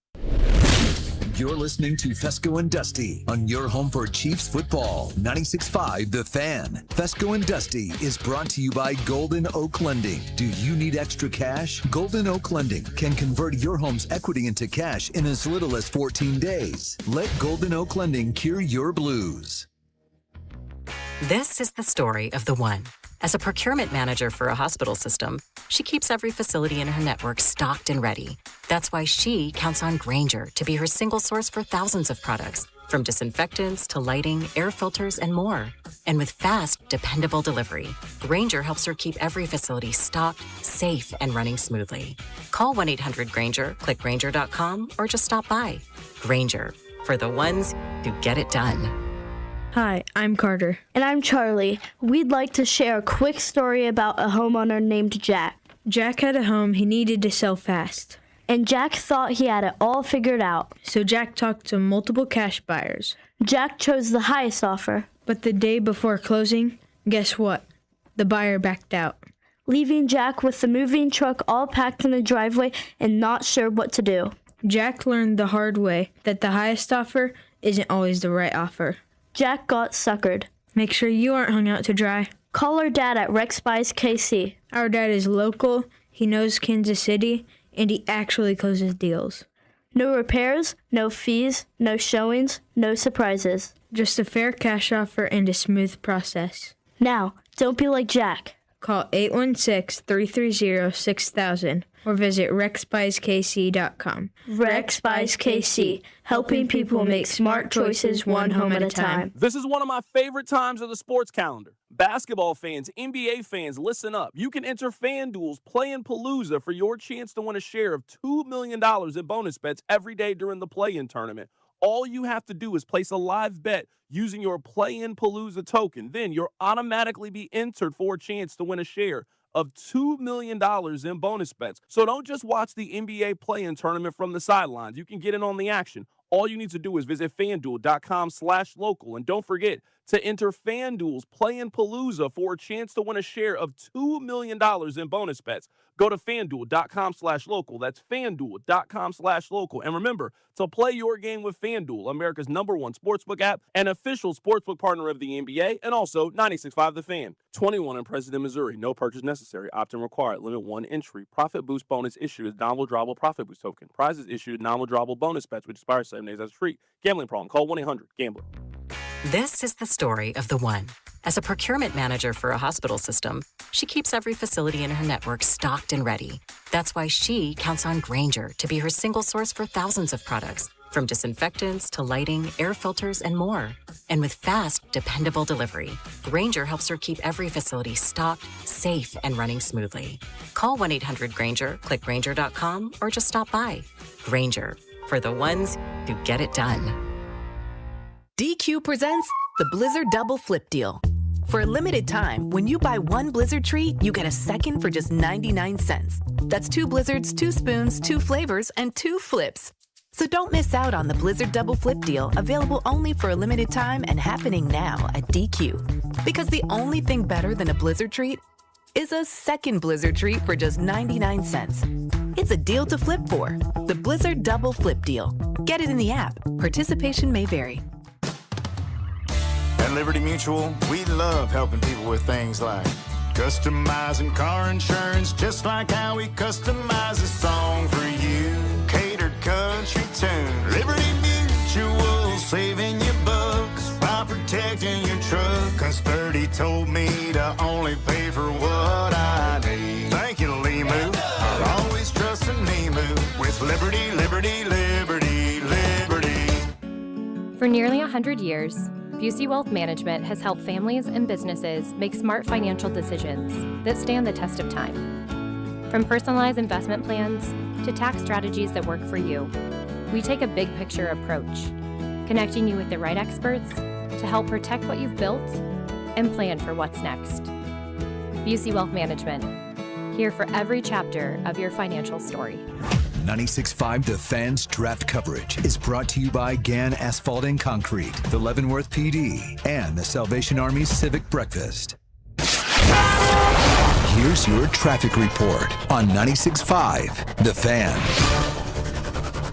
New Century Chrysler Dodge Jeep Ram, just 20 minutes south of Kansas City, where you'll always pay less in Paola. Kansas side, 35 southbound Lenexa, a little slow around 95th Street with roadwork. 635 northbound heavy from K5 to the bridge with construction down to 1 lane. New Century Ram, Jeep and Dodge in Paola keeps it simple, honest deals without big city overheads. Shop new and used cars, trucks, Rams, and Jeeps. And for 2026, the powerful V8 Hemi is back in Ram trucks. Just 20 minutes south of the city, could save you thousands. Online at New Century Dodge, Chrysler, Jeep, Ram.com. Alan Carr, 96.5 The Fan. Traffic.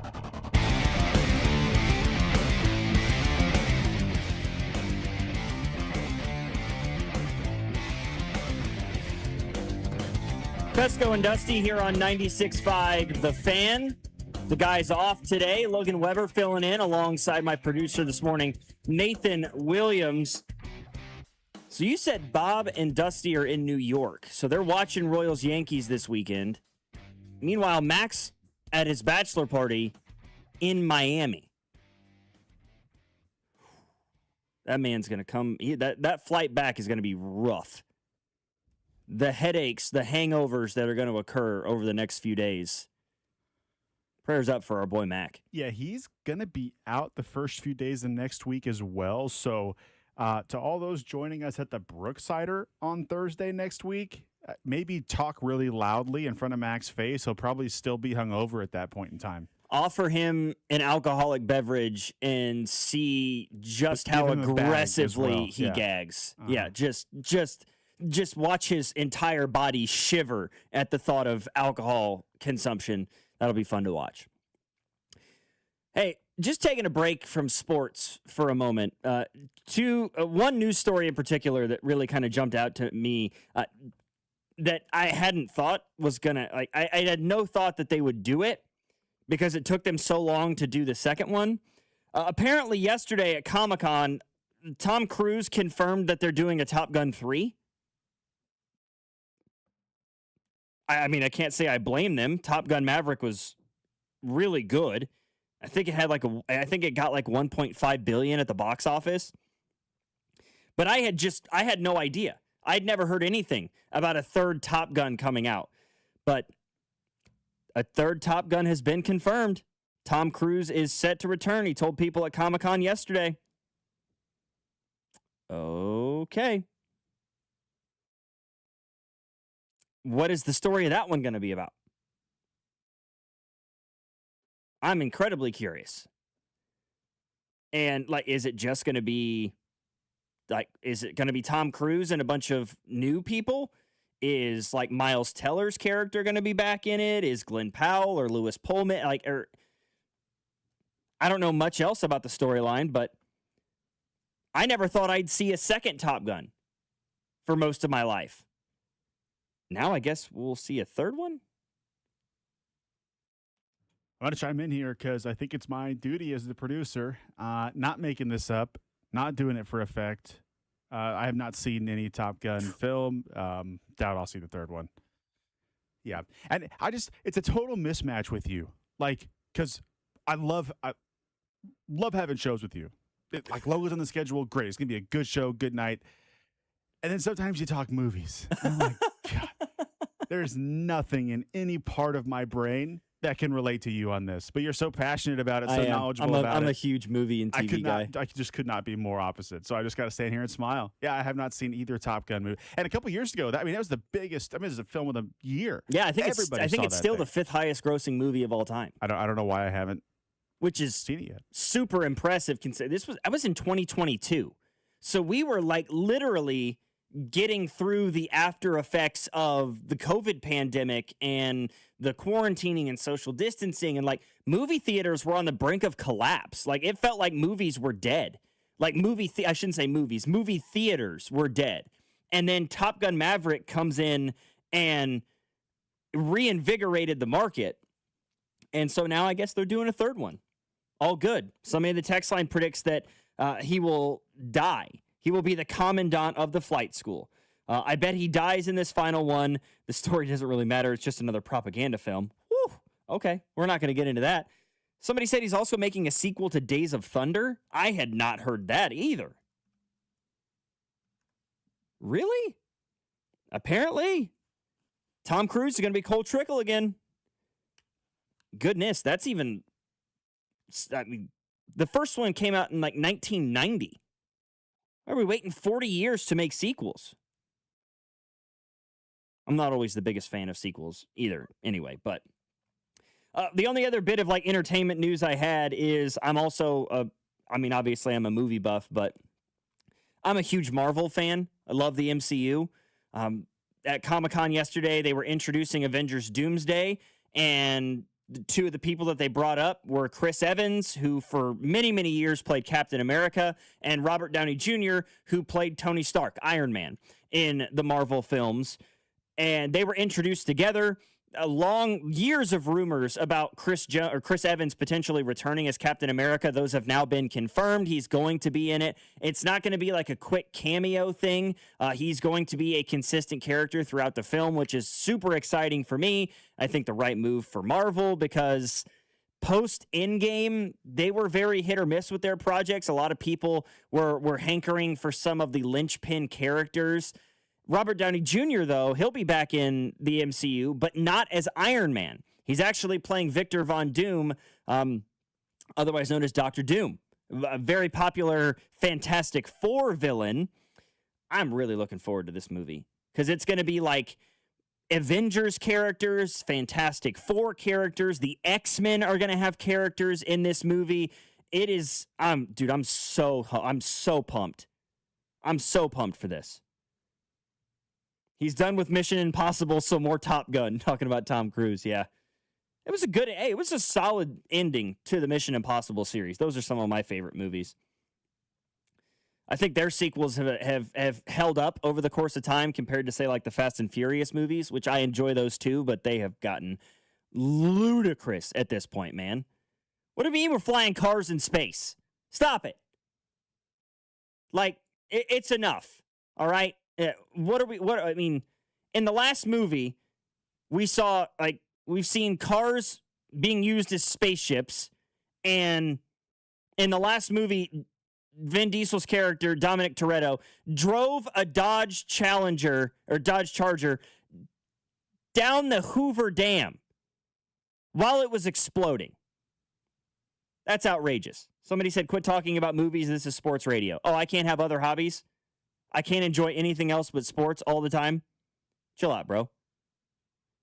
You guys ready for some potato-sized hail? Nope, absolutely not. See, so at 6:10 this morning, when they're telling you to change up the topic, Logan's like, man, the text line is, now he's had a Mountain Dew, a Red Bull, 3 hours of the show, and he's like, chill out. Hey, man, calm down. I'll talk about whatever I want to talk about. Yeah, Excuse me for talking about something other than sports for 8 minutes on a 4-hour radio show. Your skin is growing thicker quickly. Yeah. I'm very impressed. Yeah. Somebody said ludicrous. I see what you did there. No, there was no pun intended. I guess I'm just good like that. 913-586-7965 is our number. We will get back into more sports. Let's talk some Royals. Let's talk some Chiefs. Plus, some news surrounding the World Cup that I think is going to have an impact on those of us in Kansas City that enjoy one thing in particular when it comes to our sports. Logan Weber filling in for Fescoe and Dusty here on the show this morning. Nathan Williams filling in for Mac here on Fescoe and Dusty, 96.5, The Fan. Hey, it's Bobby Witt Jr., and you're listening to Fescoe and Dusty on your home for Royals baseball, 96.5 The Fan. Brought to you by Golden Oak Lending. Do you need extra cash? Golden Oak Lending can convert your home's equity into cash in as little as 14 days. Let Golden Oak Lending cure your blues. 96.5 The Fan. Well, I'll tell you, my friends over at Aspen Lawn and Pest Control are back, baby, and we are excited about it. Springtime is here, and it's time to get those lawns looking awesome. And that's what Aspen Lawn and Pest Control did for us exactly 1 year ago. After they stopped laughing about how bad our lawn looked, they got to work, and they have now given us the best-looking lawn on the block. And we couldn't be happier with the service that we've gotten from Aspen Lawn and Pest Control. Their college-educated professionals know exactly what they're doing here in Kansas City. They study the soil. They study the seeds. They know everything to make sure that your lawn looks awesome, and it works. Look for those blue trucks that you see all over town from Aspen Lawn and Pest Control, and then look behind that truck. What do you see? The best-looking lawn on the block. Right now, Aspen is growing as well. They're hiring, so if you want to join a great team, work for a great company that does amazing work in Kansas City, call Aspen Lawn and Pest Control today, and they can take care of you, just like they've taken care of our lawn for the last year. Right now, you're going to get a free estimate and up to half off your first application when you mention this ad. Just visit them at aspenlawn.com. That's aspenlawn.com. By now, you've heard that Booth Creek Wagyu steaks and beef are the best tasting, most flavorful cuts you've ever had. And if you don't believe us, try it for free. Try Booth Creek Wagyu anytime at 95th and Knoll or 135th and Metcalf. Stop by our store and we'll prepare a free mouth-watering sample of your selected choice cut. Heart-healthy, low-cholesterol, authentic American, full-blooded Wagyu steaks and beef. We know you'll love it as much as we do. Crafted for exceptional beginnings. Join the Booth Creek Wagyu revolution at boothcreekwagyu.com. Hello, Kansas City. Bank of America, in partnership with Visa, invites you to a FIFA World Cup 26 watch party. Open an eligible Bank of America checking account in participating financial centers only for an opportunity to reserve 2 complimentary tickets while supplies last. Experience special musical guests, games, giveaways, food, and more, all at a legendary venue. Learn more at BofA.com/BofA Visa Watch Party. What would you like the power to do? Bank of America, proud to be the official bank of FIFA World Cup 26. Bank of America, N.A., member FDIC. Terms apply. All rights reserved. Hello, this is Jason Gudenkoff with Lewisburg Ford in in Lewisburg, Kansas, the home of $50 over factory invoice. Since 1979, our $50 over factory invoice pricing has been saving Kansas City Ford buyers thousands of dollars when buying a new Ford. Our no-hassle $50 over invoice pricing has helped us become the #1 F-150 dealer in the state of Kansas. And now, for the 9th time, the #1 F-150 dealer in the entire Kansas City area. At Lewisburg Ford, we understand that price is important, but it doesn't stop there. There's other factors to this equation: trade allowance, financing, and customer satisfaction. We don't just say that we're great at taking care of customers, we actually do it. Ford Motor Company has awarded us with the President's Award 23 times. This is the top honor that they give their Ford dealers for customer satisfaction in sales and in service. So if you're in the market for a new Ford, come see us at Lewisburg Ford. You can reach us at 816-444-2300 or on the web at lewisburgford.com. Doug. There's nowhere I wouldn't go to help someone customize and save on car insurance with Liberty Mutual, even if it means playing in a football game. Boom! 42! You're going down, Doug! Oh, yeah? Your price on car insurance when you customize and save is going down. Hey! Limu? What are you doing on their team? Only pay for what you need at libertymutual.com. Liberty, liberty, liberty, liberty. Breaking news for your home. Way Day. Wayfair's big sale is almost here, and you can score the best deals in home. Like up to 80% off everything home. Yes, you heard that right. 80% off with free shipping on everything. Plus surprise flash deals all Way Day long. We're talking outdoor furniture and essentials, rugs, and more. All at Wayfair, and all up to 80% off during Way Day. Shop Wayfair's Way Day from April 25th through 27th. Wayfair, every style, every home. Royals coverage on The Fan, sponsored by Salvation Army Kick Hunger Civic Lunch on May 7th. Get ready to kick off a summer of soccer in Kansas City while fighting hunger. Join the Salvation Army for the Kick Hunger Civic Lunch 2026 May 7th. Score big for local families in need. Grab your tickets or table today at kickhungerkc.com. That's kickhungerkc.com. Here's your traffic report on 96.5 The Fan. Heading out of downtown, 35 southbound, heavy from about 12th Street down past Penway with a problem in the left lane. Heading 635 northbound on the Kansas side, heavy from K5 to the bridge with construction southbound slow around Horizons Parkway. Alan Carr, 96.5 The Fan, traffic. What's up, KC? It's Chris Bubich. Tune in all season long to the play-by-play with Denny, Jake, Ryan, and Stu right here on your home for Royals baseball. 96.5 The Fan. KFNC FM and AM, HD1 and HD2 Kansas City, an Odyssey Sports Station.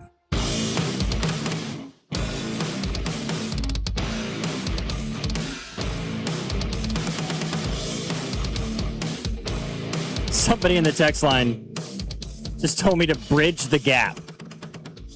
Talk about the best sports movie. They said they would take Major League. We may do that a little bit later. I'm always willing to talk about sports movies because there's some phenomenal ones out there. There's never a wrong answer. I mean, there are some wrong answers, but there's a lot of really good ones to choose from. We'll get back, though, into some strictly sports-related topics here on Fescoe and Dusty. Both of the guys off today. Logan Weber filling in for them. Mac is, of course, off down in South Beach for his bachelor party. So Nathan Williams doing a great job filling in, producing for him here on this Friday AM. Royals just finished getting swept by the Detroit Tigers in Detroit over the last 3 days. Today, they're in New York for a 3-game series against the New York Yankees. And it's really hard to classify a 3-game series in mid-April as a must-win. I don't know if this necessarily falls under the category of must-win. I would say this falls under the category of can't get swept. Even if you lose this series, you lose 2 out of 3, you fall to 8-14, which is a horrific place to be in, I will admit.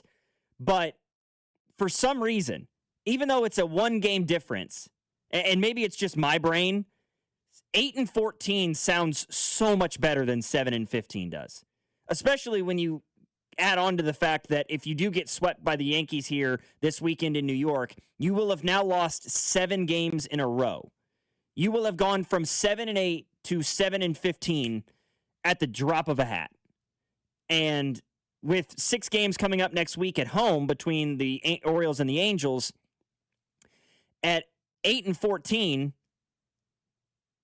you win both of those series, you take 4 out of 6, okay, you're in a little bit better spot instead of being, you go to from 8-14 up to 12-16. Feel a little bit better about your situation. You fall to 7-15 and then win those 2 series. You're coming into the month of May 5 games below 500 or worse. If Royals fans think that this is the same team this year as it was last year, you got to be very excited about what's coming up, because that team fell to 8-14. They rattled off 16 out of 18 after that, and Vinny and Salvi got hot. So if you think you're using that in a negative way, I would encourage you to stick around for like 4 more games, because the season's about to get good. No, Logan, I don't think they're going to win 16 out of 18, but I also do think maybe you're splitting hairs a little bit, saying that 8-14 sounds better than 7-15. What I'll tell you today is they're 7-12, and 8-12 sounds better than 7-13. That's where I'm at. And just the sense of this team is using up all of their equity. They're all of their margin for error. I knew that the first time these bats came awake, the pitching staff would blow it. If yesterday was an anomaly and the pitching staff blew it, that's going to hurt. But if the bats are now awake, they're now alive, I could walk away from yesterday's game so much easier. Both of those 2-1 losses in Detroit, the night you lost 2-1 in Cleveland, losing 2-0 to the White Sox at home against Anthony K. Like, come on, let's get serious. Those losses hurt way more than Lucas Erceg blowing a save. That's not going to be the norm. So hopefully the offense is awake. And this team better not be 7-15 come Monday morning. Somebody in the text line said it's sweep or bust against the Yankees. I don't know about sweep asking the Royals to go to New York and sweep the Yankees, that's a tall task. I'm expecting the Yankees to take 2 out of 3. If you get swept, that is, I think people at this station are going to join a lot of the texters in the doomsday scenario if you get swept by the Yankees and you have a winless road trip. But I don't think it's out of the question at all to expect this Royals team, based on what we believe their talent level to be and their expectations for this season to be, to win a series like this. Do I think you have to win 2 out of 3 every time you go to Yankee Stadium? I don't. But so far, you've split with a team like the White Sox. You've dropped on the road to Cleveland. You've gotten swept on the road by Detroit. You dropped a series on the road to Atlanta. It's not out of the question to say, hey, you need to go win this one. So I would like to see the Royals take 2 out of 3. They're not sweeping the Yankees. I'm sorry. They're not sweeping them. That's the one of the 4 outcomes that are possible in this series. That's the one that's not happening. That's the least likely outcome. I think the least likely outcome is the Royals sweep the Yankees. I think the second least likely is the Yankees the Yankees sweep the Royals. And then you've got the Royals taking 2 out of 3 against the Yankees. And what I believe happens, and you said the same thing, the Yankees take 2 out of 3 in the series. Think about how we're going to talk about this road trip if the Royals were to get swept in New York. They got great starting pitching in 2 games in Detroit. They missed Tarek Skubal. They missed Max Fried. And they went 0-6 against teams that they're going to have to beat if they were to make it to the playoffs, which now they're 7-15 in this scenario. So that's getting less and less likely. Like, it is going to be a full-on meltdown if this does not stop this weekend. Yeah, and it all began, I think, with you split a series against the White Sox. Like, you look at the schedule for the Royals so far, and you're not thrilled with them losing 2 out of 3 to begin the year against Atlanta, but you were on the road against Atlanta, and you had to face Chris Sale on opening day. Okay, Chris Sale is a remarkable pitcher. You then come home, you take 2 out of 3 against Minnesota. Great. Then Milwaukee comes to town. Waka misses a start, so Avila has to come in a spot start. He gets battered around. You end up losing 2 out of 3 in that series. Then it's on the road to Cleveland, where you lose 2 out of 3 there. All of these are sort of justifiable in some respect. Then you split 4 games against the White Sox. and turn around and then get swept by Detroit. So you've played 4 series. You've played each team in your division once already this year. You have not won a single series. You split one, lost 2, and got swept in the other. Their record inside this division is bad. And I think that's maybe the biggest factor right now, is that they are not showing a great deal of success within their own division. I mean, there's 3 teams in this league in the AL Central that are above 500, and none of them are the Royals. You're a game up on the White Sox right now. Not a great spot to be in. 2-7 on the road. Only 5-5 at home. Right? Like the Tigers are 2-8 on the road. That's terrible. They're 8-1 at Comerica. And so a team that's 2-7 on the road, you're asking them to now go to Yankee Stadium against Aaron Judge and sweep? I think you're asking a little much there. I'm asking for 2 out of 3. I mean, and that's... Yeah. That would double their road wins. Hope for 2 out of 3, settle for 1 out of 3. This team I can't settle. I can't settle for 1 out of 3. I can't. And that's what's going to happen. They're not going to go win 2 out of 3.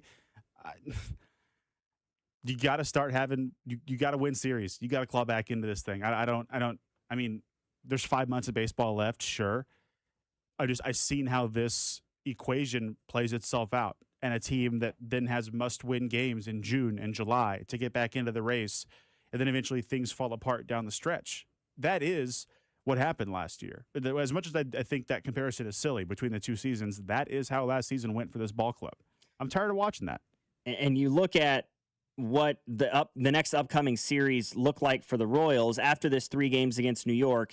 You come back home, and you've got the Baltimore Orioles, who are 9-10 to begin this year, and doing a pretty good job at the dish, but same problem the Orioles had a year ago is a similar problem facing them now.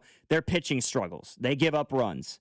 And so if the bats continue to play like they played yesterday in this series against New York, and you can take that into the Baltimore series, you could very well take 2 out of 3 or sweep that series there. Then it's the Angels. And the Angels' pitching is bad, but their offense is alive right now. In fact, the Los Angeles Angels have the 2nd most runs scored in the American League.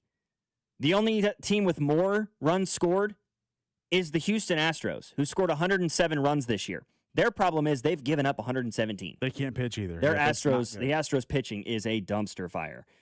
And then you close out the month of April on the road against the Athletics, who are off to a bit of a stagnant start from where they were a year ago, but still a team that's above 500. So it's not like the end of the month here is just a walk in the park. It's not like you've got the White Sox and the Rockies twice. I feel like throughout the weekend, that's a huge, huge thing for the Kansas City Royals. You'll have Waka today, Cameron tomorrow, presumably Reagan's on Sunday. So you're throwing out 3 solid starting pitchers. Can they do it? Can the pitching do enough to keep the Yankee bats at bay? And can the Royals offense continue the output? Not even continue the output, but show a similar sort of output to what they did yesterday against the Tigers. I'm not asking them to score 9 runs every game. I'm asking you to score 5. Can you score 5? Can you score 6 maybe? I think you score 6 runs a game over these 3 games in New York. I think you do take 2 out of 3. 913-586-7965 is our number. At the end of the show at 9:45, we'll, of course, have our Richard of the Week here on Fescoe and Dusty. But coming up, we've got a couple of play-in games in the NBA tonight, as well as a decision from FIFA that is going to greatly impact sporting venues across the United States for the World Cup, especially those of us here in Kansas City. Logan Weber filling in for Bob and Dusty. Nathan Williams filling in for Mac Morey here on Fescoe and Dusty, 96.5, The Fan. Fescoe and Dusty. Every Hardee's is closed. Well, that dog. Brought to you by Golden Oak Lending. Do you need extra cash? Golden Oak Lending can convert your home's equity into cash in as little as 14 days. Let Golden Oak Lending cure your blues. 96.5 The Fan. With 2 kids in 4 sports, sometimes we don't even have time to eat, and that means sometimes we can't get to the store. That's when Hy-Vee saves the day. We love ordering our groceries online and having them delivered. It saves us so much time, and it's easy. Just download the app or go to Hy-Vee.com. Choose your store, select your items, and Hy-Vee does all the shopping. All I have to do is pick up my order or have it delivered to my home, which is free, by the way, with my Perks Plus membership. Save time, save money. What could be better? Only at Hy-Vee. Foley Rental is your locally owned equipment rental store for commercial, industrial, farm, and residential projects with a large fleet of aerial lifts, telehandlers, generators, trench shoring, and temperature control equipment, plus cat skid steers, excavators, loaders, and attachments, all inspected and maintained by over 500 certified technicians, so you stay safe and on schedule. Foley Rental, committed to you from the ground up. Call 855-RENT-FOLEY or visit FoleyRental.com. Hey, it's Dusty Likens. BetMGM, authorized gaming partner of the NBA, has a special offer for the playoffs. Sign into your existing BetMGM account and snag a NBA playoff odds boost token. Then take your shot at scoring more on your next win. Simply log in, add qualifying bet on the NBA playoffs to your bet slip, and activate the token. If you win your wager with the token attached, you'll pull down extra winnings and unrestricted bonus dollars. Talk about a fast break. Make BetMGM, authorized gaming partner of the NBA, your home for playoffs action with bonuses like odds boost tokens and more. Claim your odds boost token for the NBA playoffs and get in the game today. Make betting the playoffs more exciting. Make it legendary. BetMGM and GameSense remind you to play responsibly. Gambling problem? Call 1-800-GAMBLER. See BetMGM.com for terms. 21 and older only. Missouri only. Existing customer offers subject to eligibility requirements. Rewards vary and expire in 7 days. Please gamble responsibly. This is the story of the one. As a maintenance tech at a university, he knows ordering from multiple suppliers takes time away from keeping their arena up and running. That's why he counts on Grainger to get everything he needs, from lighting and HVAC parts to plumbing supplies, all in one place. And with fast, dependable delivery, he's stocked and ready for the next tip-off. Call 1-800-GRAINGER, click Grainger.com, or just stop by. Grainger, for the ones who get it done. Some days, self-care starts with Nature-Made gummy vitamins, a deep breath, and a little encouragement. Mom, I'm really nervous. Me too, honey, but we've got this. Repeat after me. I'm gonna have a good day. I'm going to have a good day. I choose joy no matter what comes my way. I bring joy wherever I go. Quality gummy vitamins from Nature Made, the #1 pharmacist-recommended vitamin and supplement brand, based on a survey of pharmacists who recommend branded vitamins and supplements. Welcome to Radio Rental. The scariest stories you've ever heard in your life. All told by real people. And off we go. This wasn't a human being that I saw. There's something here in this house, something not of this world. There was a woman moving through the hall. I stepped back and I was completely alone. Radio Rental is available now. Listen for free on Apple Podcasts, Spotify, or wherever you get your podcasts. There's a simple reason to buy from New Century Ram, Jeep, and Dodge in Paola. They're honest guys who don't add big city overhead to the price. Shop the full lineup of new and used cars, trucks, Rams, and Jeeps at New Century Dodge Chrysler Jeep Ram.com. That's New Century Dodge Chrysler Jeep Ram.com. And for 2026, the powerful V8 Hemi is back in Ram trucks. Just 20 minutes south of the city, and you'll save thousands. New Century Ram, Jeep, and Dodge. You'll always pay less in Paola. Today, expect a mix of sun and clouds with showers and thunderstorms reaching a high of 83. Weather brought to you by Staples. From posters and presentations to labels and loyalty cards, Staples has all the print to boost your brand. Shop now in-store and online. Staples. That was easy. The countdown to the World Soccer Championship is brought to you by Blue Cross and Blue Shield of Kansas City. From here, for wherever you are, that's the benefit of blue. Visit bluekc.com/benefit of blue for more information. You're listening to 96.5 The Fan from the DM Injury Law Studios. Mike's got this. Car, truck, or motorcycle wreck? Remember, Mike's got this. 816-888-7500. Mike's got this.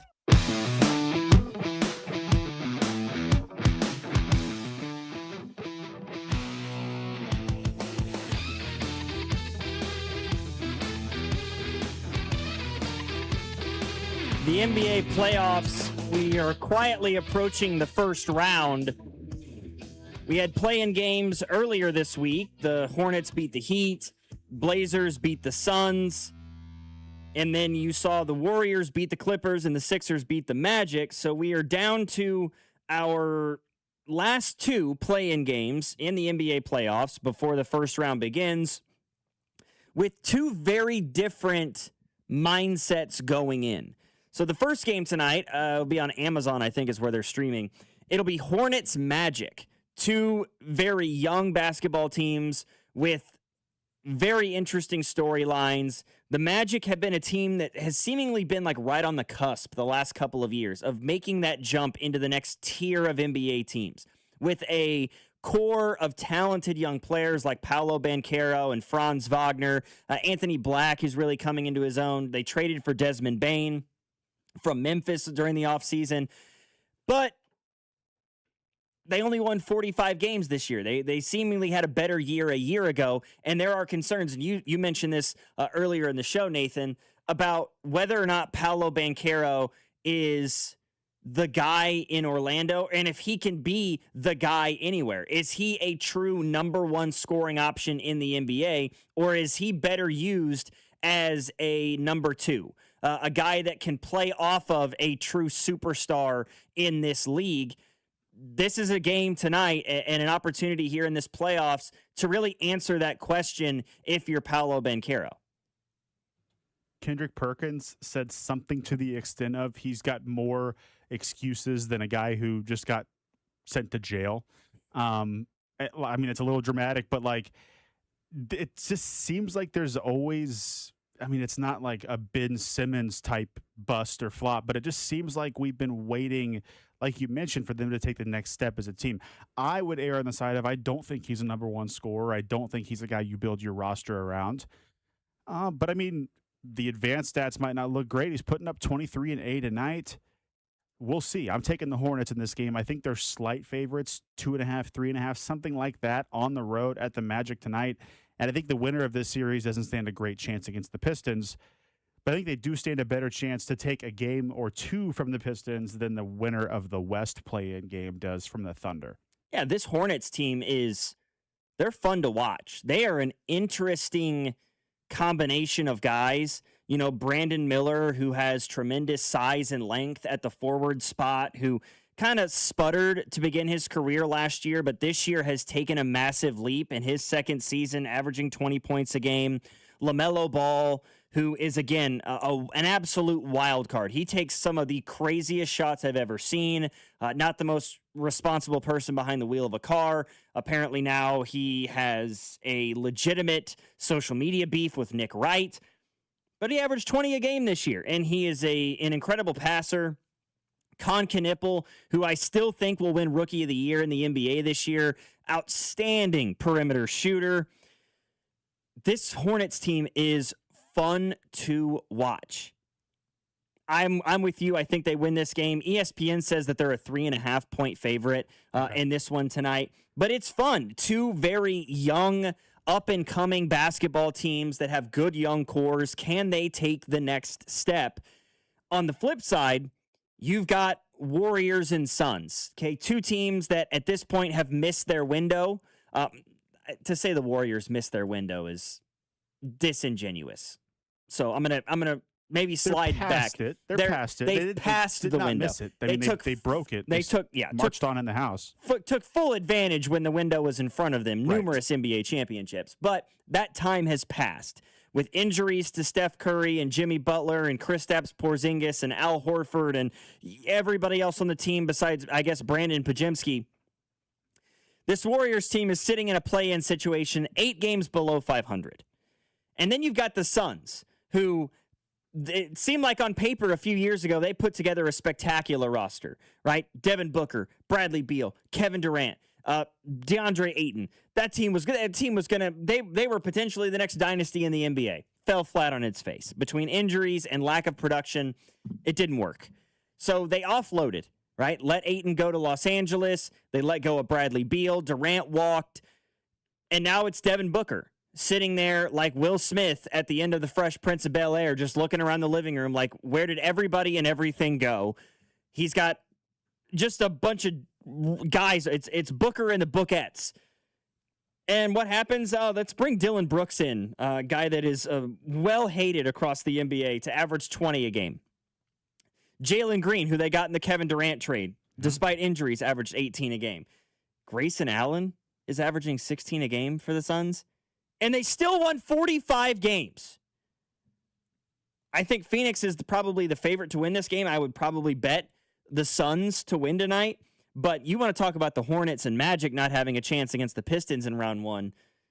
I don't care who wins this game tonight. I am willing to put money on a sweep is an inevitability with their series beginning on Sunday. The Suns roster does feel less top-heavy than the Warriors, and obviously when you're led by Steph Curry, there's going to be an element of that no matter who else is on your team. But yeah, between Green and Brooks and Booker, they have guys who can go get themselves a bucket. I mean, Green dropped 35 points the other night in that loss to Portland. I'm not interested in this game whatsoever. This is a great example of playoff expansion having gone too far. This Warriors team getting into this bracket, that is. Games that matter get people to watch, and they are fun. So even though it's a manufactured play-in game, extra preliminary playoff round, we still watch them. We still enjoy them. I'm sure I'll still end up flipping the channel on at some point during this game tonight. The Warriors should not be in this bracket at 37-45. It's asinine. I mean, like, what are we doing with that? I am excited for the Charlotte-Orlando matchup. Two young teams, one that is maybe a year ahead of schedule, one that we are waiting to see if they do get off the ground with this young core. I got a chance to see Charlotte play earlier this year in Washington, actually. I was randomly in Washington, D.C. They were playing the Hornets. The Hornets hadn't yet got hot yet. That was redundant. They had not yet gotten hot. Tickets were $4 a piece. My wife and I went to the game, and LaMelo Ball hit 10 3-pointers in that game. Tom Knipple was good. Those guys can score. The winner of this West game, I'm at 4 double-digit losses await you at the hand of the Thunder. And to be quite frank, the Golden State Warriors should not be in this bracket. Nope. Not even remotely. I mean, putting a lot of onus on 2 play-in games for 4 teams that don't stand any chance of having a serious playoff run. But there are going to be some intriguing first-round series that we get a chance to see. I mean, how about the Atlanta Hawks? Like, you traded away Trae Young, and it seemed like you were sort of saying, okay, you know, we have some really good young pieces. Nickeil Alexander-Walker is no longer being referred to as just the cousin of Shai Gilgeous-Alexander. He has really come into his own as a guy that can give you 20 a night. Did it all year this year. Jalen Johnson, has a chance to be a superstar in this league. He is a legit triple-double threat each and every night. I don't feel like he's talked about enough. Their series against the Knicks fascinates me because New York has been a complete and utter disappointment. Without question. A team that was in the finals or was on the brink of the finals a year ago, you turned around and you won 53 games. I know injuries played a factor and a new coaching staff, but they didn't wow me. And then how about the Lakers Rockets? That's another one that typically in the first round, you don't see a lot of ultra competitive series, but I think Hawks Knicks, Rockets Lakers, the Nuggets and the Timberwolves has a chance to be a really good series. And then you look at the other 4, okay, Celtics, Sixers, the rivalry's there, but Boston's the better team, especially with Tatum back in the lineup. The Thunder are going to work the Suns or the Warriors. The Pistons might get a gentleman's sweep of, say, the Hornets or the Magic, depending on who wins that game tonight. And then the Trailblazers, another team that I'm surprised is in a playoff setting with this young core of guys and with Damian Lillard being out. I don't care. The Spurs made the leap, man. Victor Wembanyama made the leap. He's a superstar. He's a top 5 player in this sport. Spurs are going to roll in that series. But this playoffs, first round has incredibly exciting matchups, which makes me super, super intrigued by the second round of this thing as we get down to the conference finals and in the NBA finals. I don't know who's going to win. You know, I still lean the Thunder over the field just because of what they did a year ago, but there are teams. I mean, I think whoever comes out of that West is going to be incredibly battle-tested when they get to the finals. We're going to get Spurs Nuggets. I mean, I'm assuming we're going to get Spurs Nuggets in the second round of this bracket, and the winner against the Thunder. That's some good basketball, man. And yeah, whoever comes out of that group of 3, you would have to imagine wins over. I'm going to take Boston, I think, to come out of the East at this point in time. I would as well, yeah. But I would take the West winner as well. Those 3 teams, I would consider to be the 3 best team. The teams best positioned to make a run in the tournament. The problem is they're all going to knock each other out. Only one will survive. Right. Somebody in the text line said, Atlanta is exciting. You can watch the Hawks and then go to Magic City. That one courtesy of Lance. Yeah, I mean, but you can't do the both at the same time, unfortunately. I'm still so disappointed that they canceled Magic City night. That's a boo bird look from Adam Silver. Like, come on, man, just let the memes write themselves. And then I got another 913 says, who you got winning, asking us who we got winning the finals. This person says, Thunder up. Chet Holmgren will be the X factor. Go Thunder. Yeah, I would still probably lean Oklahoma City. I'd pick them as well just because now when it gets down to the conference finals, we'll see who they play. We'll see the Spurs or the Nuggets probably give them all they can then handle, take them at least 6 games. But just from the fact of they don't have to go through both the Nuggets and the Spurs. Only one of those 2 teams, whereas the Spurs and the Nuggets have to go through 2 of those big 3 teams in order to get to the finals. Just from I don't know if that's a math angle or what that is, that angle that I just took.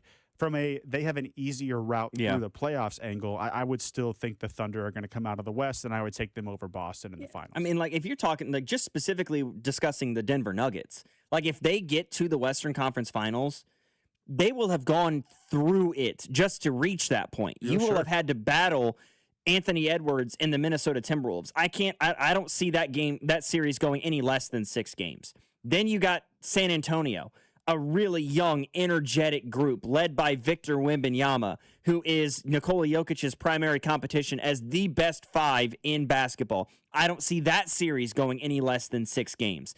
And then, who do we have waiting for us if we get to the Western Conference Finals? Oh, lo and behold, it's the defending NBA champion Oklahoma City Thunder. That's why, so that's a great example. If we're sitting there and the conference finals is Nuggets Thunder, I'm not going to say, well, yeah, the Thunder are going to roll over the Nuggets. That's going to be a good series. It's probably going to go 6 or 7 games, something like that. The Thunder have a much easier route. The Thunder will get there. I will be stunned if they're not in the conference finals. Stunned if the winner of tonight's game or the Lakers or Rockets were to take out the Thunder before they got there. These other, the Nuggets would have to win 2 series against 2 incredibly tough teams before they even got there. So it's just exceedingly likely the Thunder come out of the West because they're part of the bracket.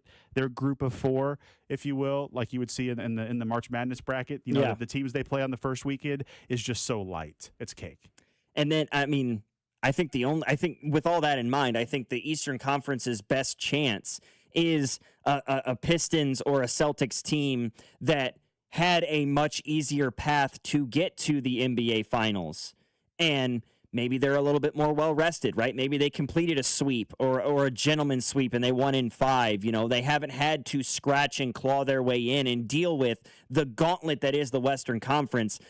If they can come in a little bit more well-rested and better prepared than, say, an Oklahoma City or a San Antonio, who I think is the second-best team in the West, that's about the best shot that they've got. But this finals this NBA playoffs is going to be fun to watch. It is as close to a level playing field, I believe, we've seen in an NBA finals in quite some time. In other sports-related news here in Kansas City, Brett Veach spoke with the media yesterday talking about the NFL draft. And one of the biggest takeaways you had, Nathan, earlier, and maybe we can pull up the audio on it, he was asked about the wide receivers here that coming up in this draft, specifically that top 3 of Carnell Tate, Jordan Tyson, and Mekhi Lemon. He had nice things to say about all 3, but one in particular that he really gravitated towards in his comments. Just a second. Thought it was pulled up here. It would help if the sound on the computer was on. Let's take two. Tyson and Tate have the size and the intermediate and deep field creative playmaking ability, and then Makai Lemon is just so dang productive inside, and he's such a savvy route runner. And I know there's a lot of Mbuka and JSN comps, and we've seen how successful those guys have been in the NFL. And so when you get just a highly instinctive player, that look, maybe they have some limitations in regards to just an outside receiver, but they are so effective in there that they still cause havoc for other defenses, and they're still players you want on their team. So I think, those guys, and then you throw the Coopers in there, and I'm probably missing a couple, but it's a good collection of wideouts, and like the defensive line, as I mentioned earlier, Nate, I do think though there are really good solid pockets in 3 and 4. So there's a lot of good depth there, and I think that runs from 1 through 4 at the receiver position. I don't love it. And I guess I guess now I'm in the minority because you're a big Makai Lemon fan. We had Jordan Foote on the show earlier in the 8 o'clock hour, and he had Makai Lemon as his number 1 wide receiver in this draft. I am myself very partial to Carnell Tate. I love the idea of Jordan Tyson just because he's got prototypical size and he's got a tremendous catch radius. His injury history does make me... That's the common. Look, my rankings would be Tyson 1, Lemon 2, Tate 3 or 4 between him and Cooper. And I was talking with a couple of texters about this earlier. As long as it's not Denzel Boston, that is the only receiver, because as Chiefs fans, we get into this mindset of, hey, I don't want another short, gadgety guy that can't win on the outside. And then we see that Denzel Boston is 6'4" and 220 pounds, and we think, oh, there's our big target. He's slow. He lacks explosiveness, in my opinion. So if Veach wants to sell me on Concepcion, if he wants to sell me on Chris Bell, not that he needs to sell me, but if he wants to pick an Omar Cooper Jr., I'm happy with those, with not getting one of the top 3 receivers if they want to wait till 29, maybe slide up the board a few picks to get their guy. As long as it's not Denzel Boston, I'm happy. But in those top 3, I would go Tyson, Lemon, and Tate. And for Jordan Tyson, I just don't care about the injuries. I feel like everybody has had a knee injury at this point in time. Maybe not everybody, but I feel like the training staffs have found ways to not only rehab them quicker, but maintain athletes longer, kind of like a Tommy John surgery in baseball. People are just walking around with these injuries more commonly now. He missed some time for a broken collarbone. I'm not worried about the risk of another future broken collarbone. And then he missed the last few games of last season with a torn hamstring. And his position coach, his coach, Hines Ward, said he tried to go back into the game and they had to talk him out of it. Now, that could be a little smokescreen for draft season, and I understand that too. But outside of the knee injury, I'm not worried because he popped a hamstring or hurt his collarbone. I don't think he's a guy that's as susceptible as the national narrative makes him seem to be. So he'd be my wide receiver 1. All right. And Jordan brought this up, and I've got people in the text line saying similar things, that this may be some sort of smoke screen, right? In the days leading up, Jordan said 10 days. I would venture to say like easily in the week leading up to the NFL draft. It's really hard to take anything that a head coach or a general manager may say about a prospect at face value. I mean, if Brett Veach is talking up Makai Lemon, is it really because he likes Makai Lemon, or because he's trying to convince people that he likes Makai Lemon so much that somebody that's sitting there, say the Commanders are sitting there at number 8, and they're like, well, I mean, Brett Veach over in Kansas City seems to really like him, and we like him too. So maybe we may, we'll do something here to try to see if maybe the guy that you really do, maybe he's more partial to a Jordan Tyson. Maybe he's more partial to a Carnell Tate, and he wants to see those guys still be there at number 9. So, yeah, it's all smoke and mirrors a little bit right now. And anything he can do to maybe get that guy that they really well and truly do want at number 9. If it is Makai Lemon, okay, but maybe it's a Jordan Tyson. Maybe it is a Carnell Tate. Maybe it's not even a wide receiver, right? Maybe it's Reuben Bain. Maybe it's David Bailey, although I have all but lost hope that David Bailey will somehow fall to the Chiefs at number 9 overall. I don't think that happens in any scenario whatsoever. I'm with you on the David Bailey thing. I think Bain is still the favorite for me if I were betting at number 9. And my favorite scenario includes them maneuvering up, whether it's a few picks or whether it's 10 picks from 29 to get the receiver they like. That could be Tyson if he falls because of the medicals, or it could be one of those tier 2 guys that we discussed as well. I think the best fit for this Chiefs offense is Jordan Tyson. If I had to pick the Chiefs to pick one of these guys at 9, I would also pick Jordan Tyson. But I'm not against the Mekhi Lemon fit in this offense as long as it works, right? I watch Mekhi Lemon play, and I think he looks like this newer age slot receiver that we've seen dominate. The Igbukas and the St. Browns and the Pukas, the Cooper Kupps, the JSNs. I think he is more like that, whereas a guy like Worthy is more gadgety. But Veach is not going to be able to shake this, at least from a fan narrative perspective, if he takes another wide receiver like this and it doesn't work. Yeah.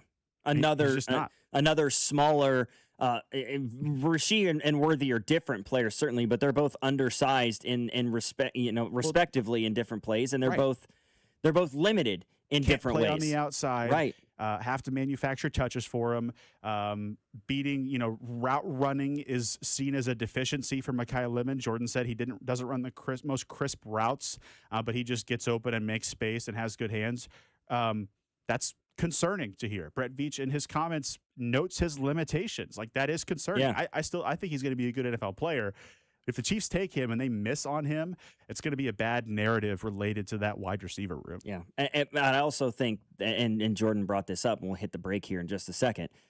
He mentioned Rashee Rice is coming up on a contract year this year, and with everything that's happened, injuries, off-field things, investigations, and so on, the Chiefs may be very much inclined to walk away from Rashee Rice and not the other way around after next year. And so if you bring in Mekhi Lemon as a possible pairing plus replacement for Rashee Rice, I can sort of understand that. It's just in year one, when you're playing those 3 guys, 3 glorified slot receivers all at the same time in one offense, sort of makes your head spin a little bit. 913-586-7965. We're coming up on the end of the week, and you know what that means. We've got our Richard of the Week. That's next here on Fescoe and Dusty. Logan Weber filling in for the guys alongside Nathan Williams here on 96.5 The Fan. Good morning, Kansas City. It's Carlos Esteves, and you're listening to Fescoe and Dusty right here on 96.5 The Fan. Brought to you by Golden Oak Lending. Do you need extra cash? Golden Oak Lending can convert your home's equity into cash in as little as 14 days. Let Golden Oak Lending cure your blues. 96.5 The Fan. What if you could have the most reliable Wi-Fi? And get this, what if you could keep it at the same price for 5 years? That's the Xfinity 5-year price guarantee. Just 5 years of fiber-powered Wi-Fi that boosts speeds to the devices that need them most. That finds and fixes problems before you even notice them. Like super intelligent Wi-Fi with a 6th sense. And that keeps you gaming in the fast lane, even when the whole family's banking on bandwidth. And here's the best part. No annual contracts, no hidden fees, and our best equipment included. Plus, get online in minutes with same-day Wi-Fi. Hey, let's face it, a lot can change in 5 years. Kids grow taller, dreams grow bigger, but your Wi-Fi? It would stay reliable and the price would stay put. The Xfinity 5-year price guarantee. Lock in your price and unlock the possibilities. Xfinity, imagine that. Select plans only. Restrictions apply. Powered by fiber. Connected to the premises by coaxial cable. Actual speeds vary. Pump up the volume. Business moves fast. Orders roll in, deadlines close in. When you ship with USPS Ground Advantage, you can keep up with confidence. Every package stays in our secure network from dock to door. And with nationwide reach, dependable tracking, and upfront affordable pricing, you get built-in peace of mind. You run the business. We run the routes. Visit USPS.com/Ground Advantage to learn more. My name is Whitney Allen, and I'm a widow. My husband, Ryan, died. We never thought we'd ever have to use life insurance, but the unexpected happened. With Ethos, signing up was fast and 100% online. You can get a quote in seconds, apply in minutes, and get same-day coverage. No medical exams, and you can get up to $3 million worth of coverage. I am grateful we were prepared. Get your free quote at ethos.com/radio. That's ethos.com/radio. Paid spokesperson. Time spent on application may vary. Online health questions required. This is the highlight of my morning. Hey, what's up? It's Island. And I'm Josh. And a little thing we love about the Chick-fil-A Bacon, Egg, and Cheese Biscuit is that it's our go-to morning comfort. You've got that nice golden fluffy egg. With a soft, flaky biscuit. Crispy bacon. Melty cheese. You want something quick, you want something convenient, but most of all, you want something good. There's no better way to start your morning. There we go. Start off the morning with a Chick-fil-A Bacon, Egg, and Cheese Biscuit with Simply Orange Juice. Order on the Chick-fil-A app today. Real guests paid for their testimonials. More pots, more plants, and more deals? It's giving Springfest at Lowe's. Save on gardening staples with Stay Green Premium 2 cubic foot mulch. 5 bags for $10. Plus, get select 1-pint annuals for $1. Our best lineup is here at Lowe's. Valid through 4/22 while supplies last. Selection varies by location. Excludes Alaska and Hawaii.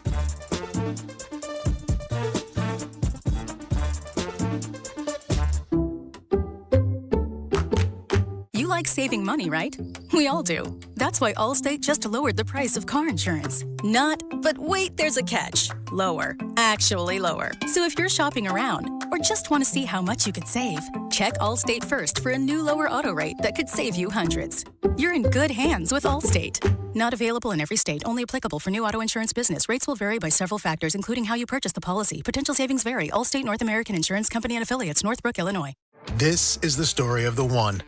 As a maintenance tech at a university, he knows ordering from multiple suppliers takes time away from keeping their arena up and running. That's why he counts on Grainger to get everything he needs, from lighting and HVAC parts to plumbing supplies, all in one place. And with fast, dependable delivery, he's stocked and ready for the next tip-off. Call 1-800-GRAINGER, click Grainger.com, or just stop by. Grainger, for the ones who get it done. NBA fans, listen up. You can enter FanDuel's Play in Palooza for a chance to win a share of $2 million in bonus bets every day of the play-in tournament. All you have to do is place a live bet using your Play in Palooza token. Then you'll automatically be entered for a chance to win a share of $2 million in bonus bets. So don't just watch the NBA play-in tournament from the sidelines. Visit FanDuel.com/local to get in on the action. And don't forget to enter FanDuel's Play in Palooza for a chance to win a share of $2 million in bonus bets. So go to FanDuel.com/local. That's FanDuel.com/local. Play your game with FanDuel, official sportsbook partner of the NBA and 96.5 The Fan. 21 in President, Missouri. No purchase necessary. Opt-in required. Limit 1 entry. Profit Boost bonus issued as non-withdrawable Profit Boost token. Prizes issued as non-withdrawable bonus bets, which expire 7 days after receipt. Gambling problem? Call 1-800-GAMBLER. Draft coverage on 96.5 The Fan is brought to you by Blue Cross and Blue Shield of Kansas City. From here for wherever you are, that's the benefit of blue. Oh, Richard, I'm so happy. Hold me. Richard of the Week. Not that guy, pal. Trust me. You're not that guy. Sometimes I need a little bit of a performance enhancer to do it. All right, Nathan, you're on the verge of being the Richard of the Week. You continue playing that. No, I'm just kidding. You know, earlier today, when I was putting together the show, my Richard of the Week was going to be the officials at FIFA for this reported tailgating ban that they've put together for major stadiums. That's not necessarily the case. That FIFA has not outright banned it. There's just a lot of event programming. So they're saying there could be less than 2,000 parking spaces at the Truman Sports Complex for tailgating during the World Cup, which will certainly limit one of the most sincere traditions that Kansas City has when it comes to sports is the tailgating atmosphere. So that's what I was going to do, but I kind of backpedaled on that.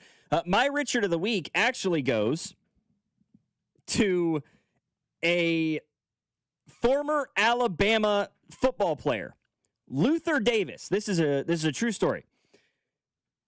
He is being charged with wire fraud and identity theft for impersonating NFL players in order to secure loans. You may be asking yourself, okay, loan, like how much was the amount? Is it a couple $100,000, $500,000, up to $20 million in loans that this man secured by using wigs and fake driver's licenses to impersonate NFL players. 28 figures, $20 million in loans this guy secured by pretending to be, according to the allegations from prosecutors, 3 different NFL players. He pretended to be, according to court records, Michael Penix of the Atlanta Falcons, David Njoku, former Cleveland Browns tight end, as well as Xavier McKinney, safety for the Green Bay Packers. None of the players, according to the court documents, had authorized these loans, and that fake emails were created without their knowledge in their name. I've got to jump in here for a second. He's wearing wigs, impersonating players. Isn't Michael Penix bald? Who's loaning him the money? I got to know this, because has he scammed, 10,000 payday loan places out of $10,000 each? Or has he gone and got a mortgage in somebody's name for $5 million? Because if that is what's happening, I'm putting this on the institution. That's not doing an all-encompassing background check, first of all, but is loaning money to a guy with a wig on, impersonating someone who's bald. The whole story is bizarre, dude. The court records allege that in order to convince lenders that they were the actual players that were requesting these loans, Davis and C.J. Evans, who is his alleged accomplice, his partner in this scheme, they would, quote, fabricate personal financial statements, Secretary of State federal documents, and bank statements for companies purportedly operated by the players. They registered companies similar to the names of the players in order to accomplish it. He dressed in disguise and impersonated the players. Somebody in the text line said he was wearing a do-rag. In order to present as Michael Penix, you kind of have to, right? Do it. Yeah. It's the only thing he wears. The guy's bald with a do-rag. That's Michael Penix. Now, David Njoku, he's got the dreadlocks and everything, and he's got him in the ponytail. Okay, you got to be a little bit more elaborate with that wig. I can't say off the top of my head I know what Xavier McKinney's hair looks like. I apologize for not having that in the top of my brain. But, yeah. Apparently, they allege that at one point Davis put on makeup and a wig in order to impersonate David Njoku during a recorded video conference in order to secure a loan worth $4 million alone. While mind you, this man You say makeup? Yes, makeup and a wig. I mean, I'm sure David Njoku was a nice-looking guy, but what's the... I guess I do not understand how his theatrics are working for him in this scenario. I am dumbfounded by this story. I can't say I understand it either. This dude played football at the University of Alabama. And unfortunately for him, this is not the first time he's been in serious trouble. Okay, of course it's not. In September of 2013, he became the subject of alleged violations of collegiate amateurism rules, in which Yahoo Sports reported that he acted as a sports agent or bagman for sports agents during his time at the University of Alabama between the years of 2011 and 2012. Subsequent reports about fake receipts, flights, money transfers, text messages, which corroborated the evidence. They allege that Davis made direct payments as well as provided substantial benefits to several different college football players, including to a former teammate of his, Alabama offensive lineman DJ Fluker. Somebody says, don't you need a social security number for a loan? I'm not a banker. I couldn't tell you. So sounds right. I know that in order to secure the loan for my house, I had to provide visual, birth certificate, social security numbers, a passport. I had to provide several different authentications of my proof of identity. Meanwhile, this guy was just on a Zoom call in a wig securing $4 million. Well, impersonating the bag handler for a sports agent seems a lot easier than going to a credit agency to apply for a multi-million-dollar loan with a wig on and saying, I'm a bald NFL player, give me $4 million, please. Like that one, I can believe that somebody could pull off. The other one, I just don't believe is an actual crime that was pulled off. It's wow. Yeah. So, I mean, obviously, it's not going well. He's got a plea hearing coming up on April 27th, both he and his business partner, CJ Evans. So, he's not in a good spot. For my producer, Nathan Williams, I'm Logan Weber. Thank you guys for joining us. Thanks for getting involved in the text line, positively or negatively. I always appreciate being able to interact with you guys. It's so much fun for me.